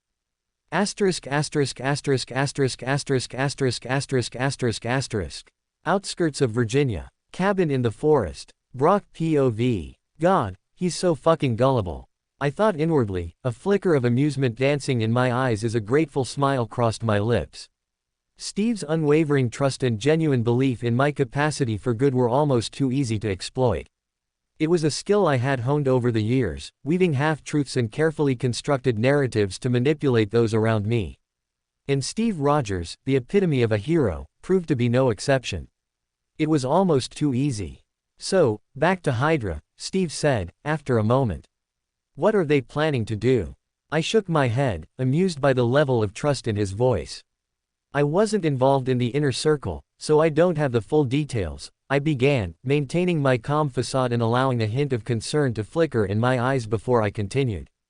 But from what I overheard during my time with Hydra, they have a project called Insight, I said, feigning uncertainty. It involves advanced helicarriers armed with long-range precision weapons. The goal is to eliminate threats before they even emerge, based on data and surveillance systems. Steve's brows furrowed as he nodded his head, a mix of determination and concern etching his features. Fury told me about that before Anyway, it sounds like a dangerous plan, he said, his voice tinged with a sense of urgency. We need to stop them. A surge of triumph washed over me, knowing that my plan was working flawlessly. I had gained Steve's trust, which will be useful in the future, but as I heard him use the word, I knew I had to put a stop to it before he got the wrong idea. My role had been played, and I had gained the trust I needed. Now it was time to part ways. I raised my hand, interrupting Steve's train of thought. Steve, I appreciate your trust and the opportunity to help, I said, my voice tinged with a hint of regret. But I think it's best if we go our separate ways from here. Confusion flickered across Steve's face, his brows furrowing in concern. But I can't do this alone, he protested. We need to work together to stop Hydra and their plan. I shook my head, masking my true intentions behind a mask of regret. Steve, for the first time in the 19 years I've been alive, I feel like I finally have a chance at freedom, I said, my voice brimming with sincerity as I met Steve's astonished gaze upon learning my real age. Right now, as far as Hydra is concerned, Brock Rumlow is dead, he died in that elevator with his men. There was a mixture of relief and determination in my words as I revealed the truth. The weight of my past identity as Major Brock Rumlow had been shed, replaced by a newfound opportunity to forge my own path and leave Hydra's shadow behind. Steve's expression shifted, a mix of disappointment and understanding crossing his features. It was clear that he respected my decision, even if it meant losing an ally in the fight against Hydra. But I understand, Brock, he said, his voice tinged with a touch of sadness. Everyone deserves a chance at freedom and a fresh start. Just remember that if you ever need help or find yourself in a difficult situation, I'll be there for you. I nodded, gratitude mingling with a slight feeling of regret inside me. Thank you, Steve, I replied, my voice filled with genuine appreciation. I'll remember that. With a final nod, I stood up from the table, feeling a sense of liberation wash over me. Don't worry, though, I'm not leaving you empty-handed, I assured Steve, a hint of satisfaction in my voice as I reached my hand back, and Zuru handed me a small device. Take this. Place it in any one of the new helicarrier's terminals, and it should help you shut down their systems. Steve's eyes widened slightly as he took the device from me, turning it over in his hand. Gratitude was evident on his face as he responded, thanks. This should come in handy. My plan completed, I move and make my way towards the cabin door, Zuru and Ava following behind me as I turned to look at Steve one last time, seeing the unwavering spirit burning bright in his eyes. Take care, Captain Rogers, I said, my voice holding a note of genuine warmth. The world's a better place with heroes like you in it. Steve nodded, a bittersweet smile playing on his lips. And the world needs people like you too, Brock, he replied, his voice filled with warmth. Don't let your past define you. Find your own path, and make it right. With a final nod, I stepped out into the shining light of the early morning sun, my mind already focused on the next phase of my goals. As the door closed behind us, I allowed a sly grin to cross my lips. The pieces were indeed falling into place just as I had planned, but now a new layer of complexity had been added. Captain America's trust had been secured, and he would unwittingly play a role in the downfall of Hydra. But my true intentions remained veiled, hidden beneath the facade of a changed man seeking redemption. I knew the risks of my actions, the lives that would be affected. Yet, the allure of power and revenge against those who had manipulated and tormented me proved too strong to resist. We walked away from the cabin, my steps purposeful and determined. The path I had chosen was a treacherous one, filled with uncertainty and danger, but the endgame was within reach. Hydra would fall, and I would rise from the ashes. A living testament to their own hubris and misguided sense of power. Where to now, boss? Zuru asked from within his mech, his voice carrying a mix of anticipation and resolve. We headed back to New York. I paused for a moment, scanning the horizon where the remnants of Hydra's influence still lingered. It was time to confront the ghosts of my past and bring closure to the unfinished business that haunted me. No, now, we go to settle a few old scores, I declared, my voice dripping with chilling resolve. My companions stood beside me, their eyes gleaming with a ruthless determination. We moved towards the waiting hovercar, each step resonating with a palpable sense of purpose. Where you lead, we follow, Ava's voice rang out, her words laced with an unsettling loyalty. A wicked smile curled on my lips, relishing in the darkness that bound us together. The stage was set and all the actors were in their places. Now it was time for the final act of this grand tragedy was poised to unfold, leaving destruction and despair in its wake. The die had been cast, and we would descend into the depths of darkness, where old scores would be settled and the boundaries between hero and villain blurred into obscurity. The time for redemption had long passed, replaced by a cold, calculating resolve, and the world would bear witness to the consequences of our bloody dance of retribution. 2014. Washington, D.C. The Triskelion Shield headquarters. Few hours after the compound escape. Alexander Pierce POV. As the dust settled within the charred and blood-soaked grounds of the Triskelion, I stood amidst the wreckage, my authoritative gaze sweeping over the desolate scene with a volatile mix of seething anger and deep-seated resentment. The air was heavy with the acrid scent of smoke, a tangible reminder of the chaos that had unfolded, as the bitter taste of defeat lingered on my lips, fueling the flames of my frustration. The aftermath of Captain America's and Crossbones' audacious escape had left a trail of destruction, a visceral testament to their abilities and our own shortcomings. Get me a damage assessment, now. I barked, my voice slicing through the pandemonium like a whip. I want a full report on the status of our systems, personnel, and the whereabouts of Captain Rogers and that interfering bastard, Crossbones. The agents around me moved swiftly, carrying out my orders as the tension in the air thickened with my growing anger.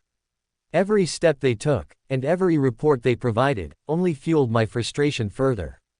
We were on the cusp of a glorious moment, ready to tighten our grip on power and unleash Hydra's true strength upon the unsuspecting world. The culmination of years of careful planning and manipulation was finally within our reach. But then, in an instant, everything unraveled. An unaccounted-for variable appeared out of nowhere, shattering the delicate web of my meticulously crafted plans. Why the hell did this have to happen now? How did they manage to infiltrate our defenses? And why, in the name of all that is unholy, was an unaffiliated third party interfering in business that was none of their concern? Questions swirled in my mind, igniting the fires of frustration as I tried to make sense of the trail of events. The chaos had erupted with savage ferocity, catching us off guard and mercilessly exploiting the weaknesses of our defenses. The cracks in our once impregnable stronghold had been laid bare, threatening to undermine the foundations of our power. As thoughts of the valuable assets I had lost, like Major Rumlow and his men, flooded my mind, I clenched my fists, my knuckles turning pale from the pressure. Despite our reserve of agents remaining, the toll on the specially trained STRIKE task force was undeniable. The battle had taken a heavy toll, leaving the task force severely depleted, and the loss of skilled and experienced personnel was a setback that would require considerable effort to overcome. Crossbones and Captain America had slipped through our grasp, their swift escape leaving behind a sprawling mess that now fell on me to clean up. My gaze gravitated towards the gaping hole where the once formidable gate had stood, now reduced to nothing more than twisted metal and smoldering remnants. Once a symbol of strength and authority, the site now stood as a somber allegory, a stark reflection of the fracture in our carefully constructed facade, and it stoked the flames of my anger. Amidst the chaos, agents scrambled to clean up the aftermath, but I could sense the whispers of doubt among my subordinates, their loyalty teetering on the edge of disillusionment. After the battle, doubt began to seep into the minds of the Hydra agents. The overwhelming display of power from just one man had shaken their confidence, exposing the frailty of their own abilities in the face of true might. But I would not falter. The setback would not break me, it would only serve to strengthen my resolve. I had devoted my life to the cause, orchestrating Hydra's rise to power with meticulous precision. Our vision would not be derailed by a momentary defeat. No, it would be through adversity that we would emerge stronger, more resolute than ever before. Hydra's grip on authority was slipping, and it was my responsibility to tighten the noose. Turning my attention back to the ruins that lay before me, the shattered remains of our once proud fortress, I acknowledged the steep price we had paid. It was time to rebuild and adapt to the changing landscape. Hydra's influence would extend like a shadow, enveloping the world in our grasp, ensuring our dominance. The setback would only be a brief interlude in our inexorable march towards a new world order. With unyielding determination, I stepped forward, striding through the debris with purpose. My mind raced with strategies and contingencies, a storm of thoughts and calculations. The hunt for Crossbones and Captain America would not end until they were brought to justice, and Hydra's supremacy was firmly re-established. I am Alexander Pierce, the architect of Hydra's future, and I would stop at nothing to ensure our ascension. The world may have witnessed a momentary setback, but in the end, we would be victorious. Hydra would rise again, stronger and more determined than ever before, and ready to unleash its true power upon the world and any that dared to defy its authority.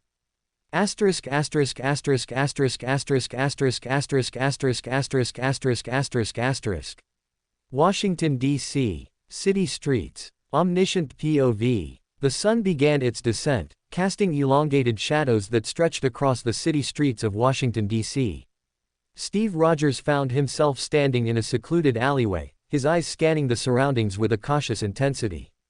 The faint buzz of urban life echoed in the distance, a symphony of distant voices and car engines. Moving swiftly, Steve approached an old payphone tucked away in the corner of the alley.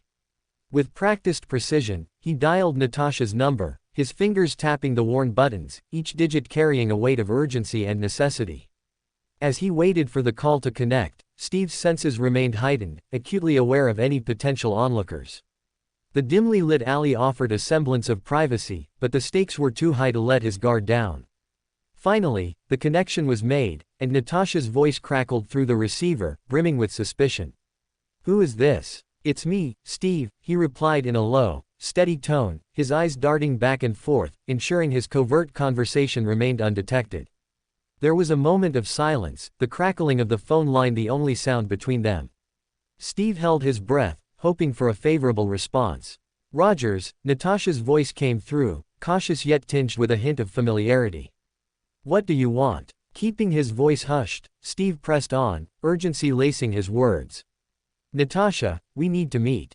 I've uncovered something significant. It's about Project Insight." A pause followed, as if Natasha was weighing her options, her shrewd mind assessing the potential risks. "Fine. There's an abandoned park on the outskirts of the city. Meet me there in 30 minutes, and make sure you're not followed." Relief washed over Steve as he acknowledged the location, an isolated park that offered a sliver of respite from prying eyes. 30 minutes later, Steve found himself seated on a weathered bench within the desolate park. The flickering lampposts cast eerie shadows, dancing among the neglected vegetation. The air carried a subtle chill, a reminder of the heavy secrets they were about to discuss. As Steve settled into his thoughts, his mind wandered back to Brock and his turbulent journey. He hoped the young man had found solace and safety in his newfound life. Brock's resilience had left a memorable mark on Steve, a testament to the human spirit's ability to triumph against all odds. Lost in contemplation, Steve failed to notice Natasha's stealthy approach until her presence was almost tangible. The click of a gun being cocked snapped him out of his reverie, and he slowly turned to face her, his hands raised in surrender. "You're lucky I'm in a good mood, Rogers," Natasha's voice cut through the air, firm and unwavering. "Now, answer me honestly, did you have anything to do with Fury's death?" Steve's heart sank at the accusatory tone, but he maintained his composure. Meeting her gaze, he spoke with a mix of determination and sincerity. "No, Nat, I swear I didn't. Fury was my friend, and I'm just as determined as you to find out who's responsible." The tension hung in the air as Natasha scrutinized him, her grip on the gun slightly loosening. "And Crossbones?" she probed, skepticism lacing her voice. "What's your connection with him? I heard how you two escaped from the Triskelion together." Steve's mind raced, carefully selecting his words. He chose not to disclose the full extent of his connection with Brock, opting for a more cautious approach. "Our paths crossed during the chaos, and he decided to lend a hand. I can't divulge more at the moment, but I assure you, he poses no threat." Natasha's piercing gaze continued to search for any cracks in his resolve, any hints of deception. The weight of their shared history and the imminent danger they faced hung heavily between them. After a pregnant pause, she slowly lowered her gun, her features softening, though remnants of suspicion lingered.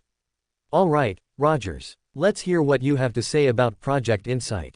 Steve took a deep breath, urgency lacing every word. "SHIELD has been infiltrated, Natasha. Hydra has manipulated us from within, and Project Insight is just the beginning. We need to expose the traitors, uncover their web of deceit, and put an end to their evil plans." A cocktail of anger and frustration swirled within Natasha's gaze as she processed the information, her mind piecing together the puzzling events of late. "Hydra within SHIELD," she muttered, her voice tinged with a mix of confusion and realization. So that's what's been going on. Locked in each other's gaze, the weight of their shared mission bore down upon them. Steve and Natasha were soldiers, warriors in a battle against corruption and malevolence. Yet, a lingering doubt loomed, an unspoken question of loyalty and betrayal that hung like a shadow between them. "Nat, are you a part of this conspiracy?" Steve inquired, his voice laced with concern and a glimmer of hope. Natasha's expression hardened, her eyes narrowing, but traces of vulnerability flickered within. "How do I know you're not involved, Rogers? How can I be certain you're not working for Hydra?" Steve's voice carried a note of frustration, mingled with unwavering conviction. "You know me, Natasha. You know what I stand for. I've fought for what's right from day one, and I won't let Hydra tear down everything we've built. Trust is more crucial now than ever before." A flicker of doubt passed through Natasha's eyes, her gaze softening slightly. "All right, Cap. For now, we'll work together. But if I find out you're lying or playing me, there will be consequences." Steve nodded, a solemn understanding passing between them. "I wouldn't expect anything less, Nat." Steve's resolute voice cut through the tension, his determination unwavering. With a nod of agreement, Natasha set aside her lingering doubts, recognizing the urgency of the situation. "So, let's get started," she replied, her voice firm and resolute. "Time is of the essence, and we can't afford to waste any more." Together, they moved away from the dimly lit park, their steps purposeful and synchronized. Their shared mission had brought them back together, uniting them against a common enemy. The city streets of Washington, D.C. stretched before them, a labyrinth of possibilities and dangers.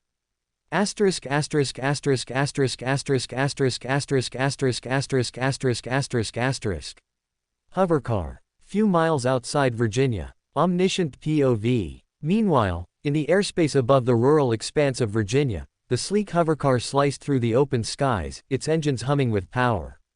The wind whipped through its aerodynamic design, creating a symphony of whistling gusts.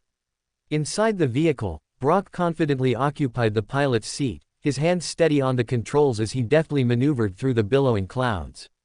Ava sat beside him, her eyes flickering with dark excitement, while Zuru, his youthful enthusiasm uncontainable, occupied the backseat. As the hovercar continued its seamless journey, the trio enveloped themselves in silence, the hum of the engines providing a rhythmic backdrop. Unable to contain his bubbling excitement any longer, Zuru leaned forward, his voice brimming with anticipation, his voice laced with eagerness.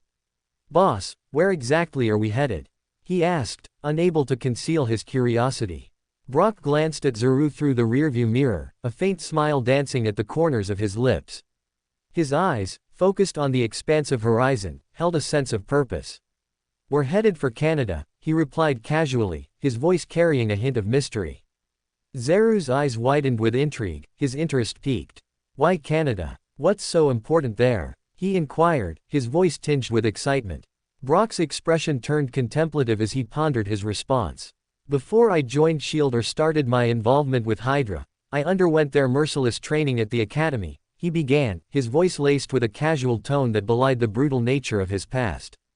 "It was a place where they molded impressionable minds to serve their cause." Brock delved into the memories of his rigorous training, recounting the brutal challenges he endured, the relentless drills, the physical and mental tests of endurance. He spoke of the sacrifices he made and the obstacles he faced, all in the pursuit of becoming a weapon, a pawn for Hydra's schemes. Ava and Zuru listened intently, their eyes reflecting a shared understanding. Each of them had faced their own trials, their own battles against a world that had cast them aside. Brock's tale resonated with their own experiences of overcoming adversity. Silence enveloped the hovercar, a shared understanding settling upon the trio like a shroud. In that moment, a sense of kinship formed, an unspoken camaraderie forged through resilience and survival. Beyond the panoramic windows, the landscape underwent a gradual transformation. The familiar sights of Virginia yielded to sprawling forests and glistening bodies of water. The changing scenery whispered that they were now traversing Minnesota, drawing ever closer to the Canadian border. A surge of excitement surged through their veins, intertwining with their growing camaraderie. The hovercar glided closer to the border, inching with each passing mile, anticipation building like a coiled spring. As the sun began its descent, casting a warm golden glow over the land, the atmosphere within the vehicle shifted. The thrill of the journey merged with an intensified sense of unity. Brock's story had illuminated the common thread that bound them, a shared resilience, a collective strength forged in the crucible of hardship. As the sun dipped below the horizon, casting long shadows over the landscape, the hovercar crossed into Canadian airspace. Below, the dim lights of towns and cities twinkled like small stars in the dusk sky. Ava's eyes sparked with a wicked glimmer as she turned to Brock, her voice laced with dark amusement. "So, this little expedition of ours. I'm guessing it's more than a sightseeing trip," she remarked, a hint of mischief evident in her tone. Brock's lips curled into a sly grin, his gaze revealing a mischievous intent. "You catch on fast, Ava," he replied, his voice dripping with a sarcastic undertone. "We're going to settle some unfinished business." Ava's excitement morphed into a playful smirk, her eyes gleaming with anticipation. "Ah, murder and mayhem. Sounds like my kind of family trip." Ava's words hung in the air, their weight sinking into the minds of those present. They were a unique family, forged not by blood or friendship, but by their shared desires and their willingness to embrace their darkest impulses. The realization settled within them, strengthening the bond that held them together. Ava and Zuru exchanged glances, their silent understanding reverberating between them. They knew this journey wasn't about redemption or new beginnings, it was about Brock exacting his vengeance upon his old enemies. The road ahead shrouded in darkness only stoked their hunger for power and control. They were a band of misfits, united by their wickedness, prepared to unleash their wrath upon an unsuspecting world. As the hovercar continued its relentless trajectory, the trio embraced the sinister thrill of their mission. The landscape blurred beneath them, and they reveled in the knowledge that their actions would send shockwaves through the world. Together, they formed an unstoppable force, propelled by their shared pasts and their twisted sense of kinship. Canada awaited their arrival, blissfully unaware of the storm that was about to descend upon its peaceful lands. 2014. Canada, Appalachian Mountains. Hydra Preparatory Academy. The Blackwoods. Next day. Brock POV. As the sun rose on another morning, the hovercar ventured deeper into the Canadian wilderness, skirting the edge of the rugged mountains. The scenery below was a desolate expanse, devoid of human habitation, its untouched beauty captivating yet haunting.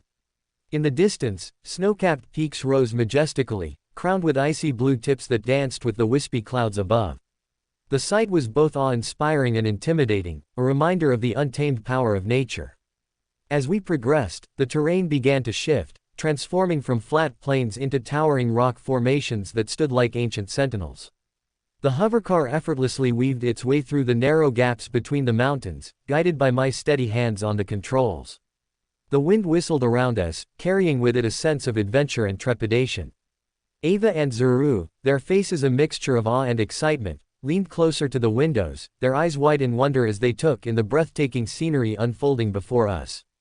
The mountains stretched out endlessly, their jagged peaks embracing the sky, while the vastness of the Blackwoods, the woodland that protected Hydra Preparatory Academy, loomed ever closer. My heart quickened its pace within my chest as we approached the edge of the Blackwoods, where the ancient trees stood like solemn guardians, their branches intertwined in an intricate dance, warning intruders of the darkness that lay within. As the hovercar descended, I skillfully maneuvered it to a smooth landing on the outskirts of the forest, ensuring our arrival remained undetected. The engines silenced, and a hushed stillness settled upon us, as if the forest itself held its breath in anticipation of our next move. Stepping out of the vehicle, my boots sinking slightly into the fertile earth, I inhaled deeply, taking in the familiar scent of pine mingled with the rich aroma of the Blackwoods. The gentle breeze rustled the leaves, creating a symphony of whispers that resonated through the old forest. My gaze swept across the landscape, memories flooding my mind like a torrential wave. The Blackwood stood formidable, its towering trees bearing witness to the transformative years I had spent within those hallowed grounds. It was a place where innocence had been shattered, where darkness had thrived, and where I had been molded into a weapon, a pawn in Hydra's wicked game. As I stood there, a mix of emotions washed over me. Bitterness mingled with a simmering rage, yet beneath it all, there was a lingering thread of nostalgia. I had endured the brutal training, the indoctrination, and the cruelty. But it was also within those halls that I had discovered my own strengths. Bringing back memories. Ava's voice cut through the silence, her eyes scanning the surroundings, her body tense with anticipation. I nodded, my jaw clenched. Yeah, but this time, things will be different. I'm not the same little boy who first entered these grounds all those years ago. I replied, my tone heavy with anticipation. Ava's face lit up with excitement as she activated her visor, pulling up her hood and concealing her features. I glanced down at Zuru, who was examining a small device in his hand, his fingers dancing across its surface. Any sign of surveillance? I inquired, wanting to ensure we remained undetected as we entered the treacherous woods. Zuru glanced up, his gaze landing on a hidden camera nestled among the branches of a nearby tree. There's one camera up ahead and a few motion sensors scattered around, but I can take care of it, he replied confidently and, with a fluid motion, silver liquid metal began seeping from his body, flowing gracefully and enveloping him in a formidable exosuit. Following their lead, inky black tendrils began to crawl up my skin, responding to my mental command, as my own suit materialized. The armor encased me, the sleek black plates pulsing with crimson light as they locked into place. I flexed my fingers, feeling the power surging through my veins, a tangible reminder of the strength I had gained over the years. Ready? I asked my two companions as they both nodded in approval. With everyone suited up and ready for action, we took our first steps into the dark embrace of the Blackwoods. Each footfall was deliberate, our senses heightened, and our instincts honed to detect the slightest sign of danger. We stepped forward, our boots crunching against the forest floor, as we made our way toward the camera Zuru had identified. Approaching the location, Zuru raised his hand toward the device, and a silver drone, no larger than the palm of his hand, shot forward like a streak of lightning. It darted through the air with incredible precision, its metallic wings almost invisible as it flew toward the hidden camera. As the drone approached, its body seemed to morph and change, adapting to the technology of the camera. It latched onto the device, and within moments, Zuru had full control of the surveillance system. Cameras hacked, and sensors disabled, Zuru announced with a satisfied grin, the eyes of his suit glowing faintly as it displayed a live feed of the forest within the HUD of his helmet. Nice work, I praised the boy, giving him a small pat on the back as I stepped past him. With the surveillance system under Zeru's control, we continued deeper into the woods, moving with stealth and purpose. The dense canopy above cast long shadows as the forest seemed to come alive with the chirps and creaks of its inhabitants. With Zeru's drone acting as our eyes in the sky, I led the way, navigating through the dense undergrowth with an almost innate familiarity.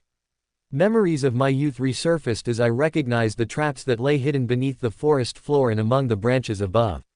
I pointed them out to Ava and Zuru, guiding them around the dangers that could easily catch anyone who wasn't cautious off guard. The deeper we moved into the forest, the more dangerous and elaborate the traps became. It was evident that Hydra had significantly bolstered its security measures since my graduation from the academy. As we continued our journey, the forest silence was occasionally interrupted by the distant sounds of wildlife, reminding us that we were not alone in this unforgiving landscape. As we neared a particularly dense patch of trees, I instinctively slowed my pace, a faint tingling feeling going off in my head. Suddenly, I caught a whiff of something unfamiliar, a subtle mix of wood smoke and a metallic tang. It triggered an immediate response in me, a primal instinct telling me that someone else was in the area. I halted in my tracks, my senses on high alert. The others followed suit, their movements synchronized with mine as they scanned their surroundings. "What is it, Brock?" Ava whispered, her voice laced with concern. I didn't respond immediately. Instead, I closed my eyes underneath my helmet and focused, filtering out the surrounding sounds until only one remained, the slow breathing of someone hiding just beyond the thicket of trees a few yards away. Opening my eyes, I scanned the area as I sniffed the air once more, a distinct human scent filling my nostrils with a warning. Suddenly, time seemed to slow down as I instinctively tilted my head to the side, narrowly avoiding the arrow that whizzed past my helmet, its deadly tip burying itself into the tree behind me. Boom! Asterisk. Upon the impact of the arrow, an explosion suddenly echoed throughout the forest as the tree trunk splintered, sending its wooden debris flying in all directions. Another arrow streaked through the air, heading straight for Zuru. With lightning reflexes, Zuru formed a shield of liquid metal, blocking the arrow just in time. The impact of the arrow against his shield caused a brief spark of electricity as the metallic liquid absorbed the energy of the blast. "It seems our little stroll in the woods hasn't gone unnoticed," Ava said as she scanned the trees, searching for their assailant. "Up there," Zuru shouted as he pointed up toward one of the trees. Perched high on one of the numerous towering tree branches, a mysterious figure dressed in a dark green and yellow suit could be seen. His face was hidden behind a half mask, the emblem of Hydra prominently displayed on his chest. "Oh, you caught me," the figure taunted, his voice betraying a hint of arrogance as he pulled another arrow from the quiver on his back. "Doesn't matter, you're all still going to die. Who the fuck are you supposed to be?" I asked derisively, examining the Hawkeye wannabe as I signaled Ava at my side. The figure stepped forward on the branch, his movements graceful and confident. "They call me Bowman," he replied with a sinister grin. "The best shot in all of Hydra. But you can call me the one who ends your little adv." Before Bowman could finish his monologue, Ava's eyes glowed with an intense light, and her body began to levitate off the ground.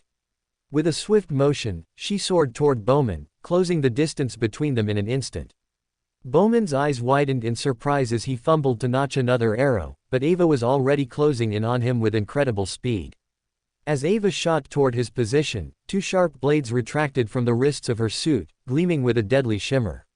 With a swift motion, she swung her arms, and the blades sliced through the air, heading straight for Bowman's neck. Realizing the imminent danger, Bowman's reflexes kicked into overdrive. He quickly drew his bowstring, releasing the arrow with remarkable speed and precision. The arrow hurtled toward Ava, aimed at her heart.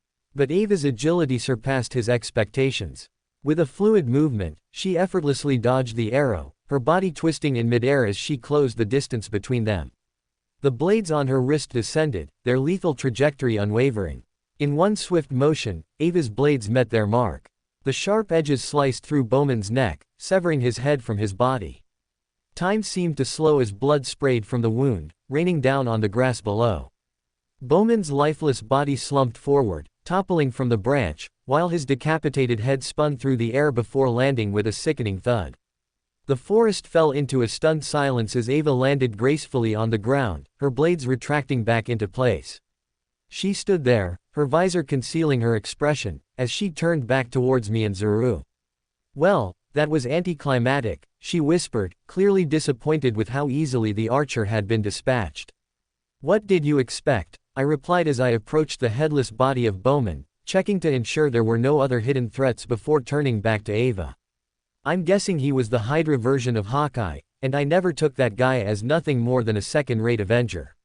Ava chuckled, the tension of the encounter slowly dissipating. "Well, he certainly didn't live up to the original. But let's not get too comfortable. There could be more surprises waiting for us in these woods." She was right, of course. Despite how easy the first obstacle went down, I knew we couldn't afford to let our guard down, not even for a moment. With Bowman's lifeless body lying at our feet, we continued our trek through the Blackwoods, our senses heightened and our weapons at the ready. The dense forest seemed to close in around us, its ancient trees reaching toward the heavens, creating a natural canopy that filtered the sunlight into dappled patches on the forest floor. Shafts of golden light pierced through the thick foliage, casting a ghostly glow on the moss-covered rocks and vibrant wildflowers that dotted the forest. The air was filled with the earthy scent of decaying leaves and the delicate fragrance of pine. As we pressed forward, the trees grew denser, their towering forms obscuring the sunlight, plunging us into deeper shadows. The air grew cooler, and the atmosphere thickened with an unsettling aura. I couldn't shake the feeling that we were being watched, that unseen eyes were tracking our every move. Despite the eerie sensation, we persisted, following the faint trail that led to Hydra Preparatory Academy. The path weaved and twisted, intentionally designed to confuse and deter intruders. Yet, with my memories as a guide and Zeru's drone, we made steady progress. The school's presence loomed larger as we ventured deeper. Finally, we emerged into a clearing, and there, standing tall before us, was the imposing structure of Hydra Preparatory Academy. The school was constructed of dark stone and iron, blending seamlessly with the surrounding wilderness. Intricate carvings and foreboding gargoyles seemed to stare down at us with menacing gazes as tall, arched windows with stained glass panels added to the eerie ambiance, casting colorful patterns across the courtyard. Turrets and spires reached toward the sky, creating a silhouette that stood out against the backdrop of the mountains. The main entrance was guarded by massive iron gates adorned with Hydra insignias. Beyond the gates, a cobblestone path led to a grand staircase, flanked by statues of Hydra leaders from the past. Their stern expressions and raised weapons were a constant reminder of the school's dark legacy. Surrounding the academy, a tall stone wall encircled the premises, further emphasizing the sense of isolation and secrecy. Thick ivy climbed the walls, as if nature itself was trying to reclaim the fortress. Yet, despite the outward beauty, there was an unmistakable aura of darkness that clung to the academy. The knowledge that lay hidden within its walls, the secrets, and the manipulation that had taken place there left an indelible mark on its very essence. As we stood on the outskirts of the meadow, gazing upon Hydra Preparatory Academy, determination burned in our eyes. We knew that our journey had only just begun and that the true challenges awaited us within those formidable walls. Asterisk asterisk asterisk asterisk asterisk asterisk asterisk asterisk asterisk asterisk asterisk asterisk. Canada, Appalachian Mountains. Hydra Preparatory Academy. John Garrett a.k.a. Deathlock POV.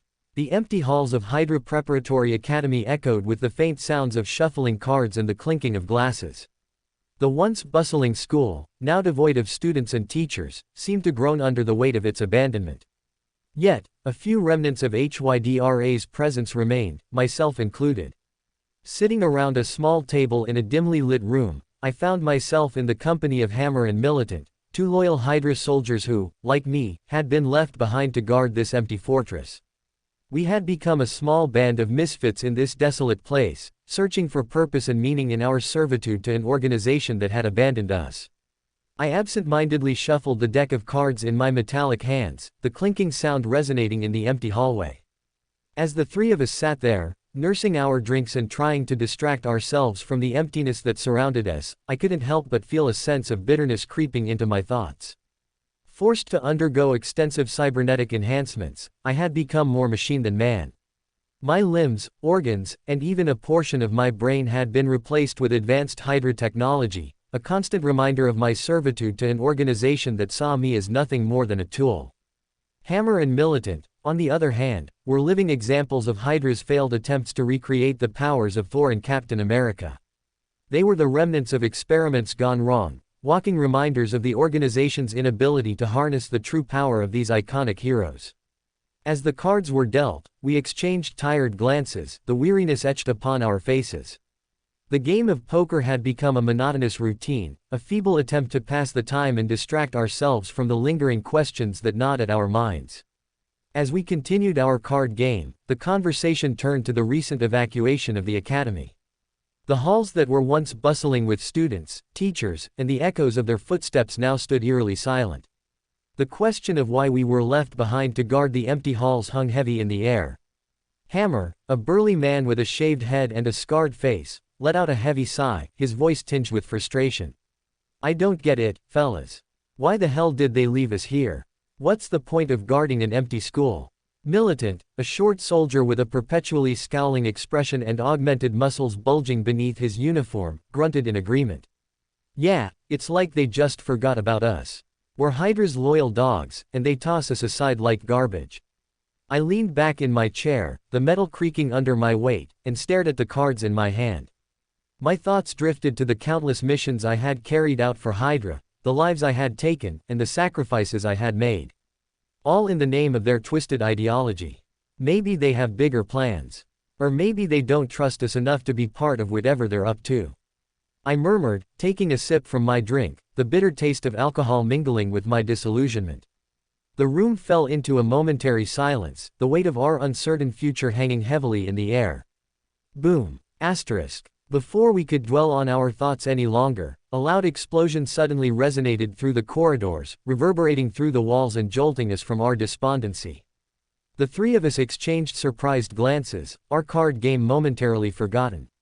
With a shared sense of curiosity, we hastily rose from our seats and made our way toward the source of the commotion. As we approached the front gates of the school, our steps quickened, anticipation coursing through our veins. The once imposing gates now stood ajar, revealing a scene of chaos beyond. Smoke billowed in the air, punctuated by flickering flames that danced along the edges of the entrance.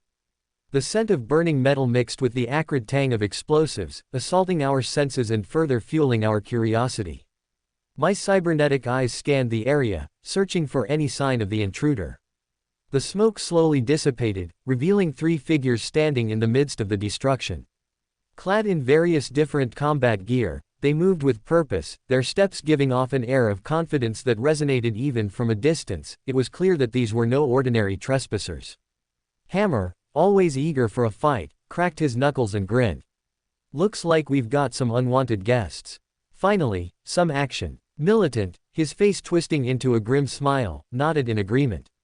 Let's show these amateurs what it means to mess with Hydra. Without hesitation, we advanced toward the invaders, our training and instincts kicking in. The years of service to Hydra had honed our skills, and we were ready to defend our territory, regardless of the emptiness that surrounded us. As we closed the distance, the intruders spotted us, and weapons were raised, as the air crackled with tension and we prepared to clash. For more thrilling fanfiction stories like this, check out my channel Fanfic audiobook. Dive into epic adventures, mysterious realms, and legendary journeys brought to life through immersive storytelling. Don't forget to like, share, and subscribe for more amazing audiobooks.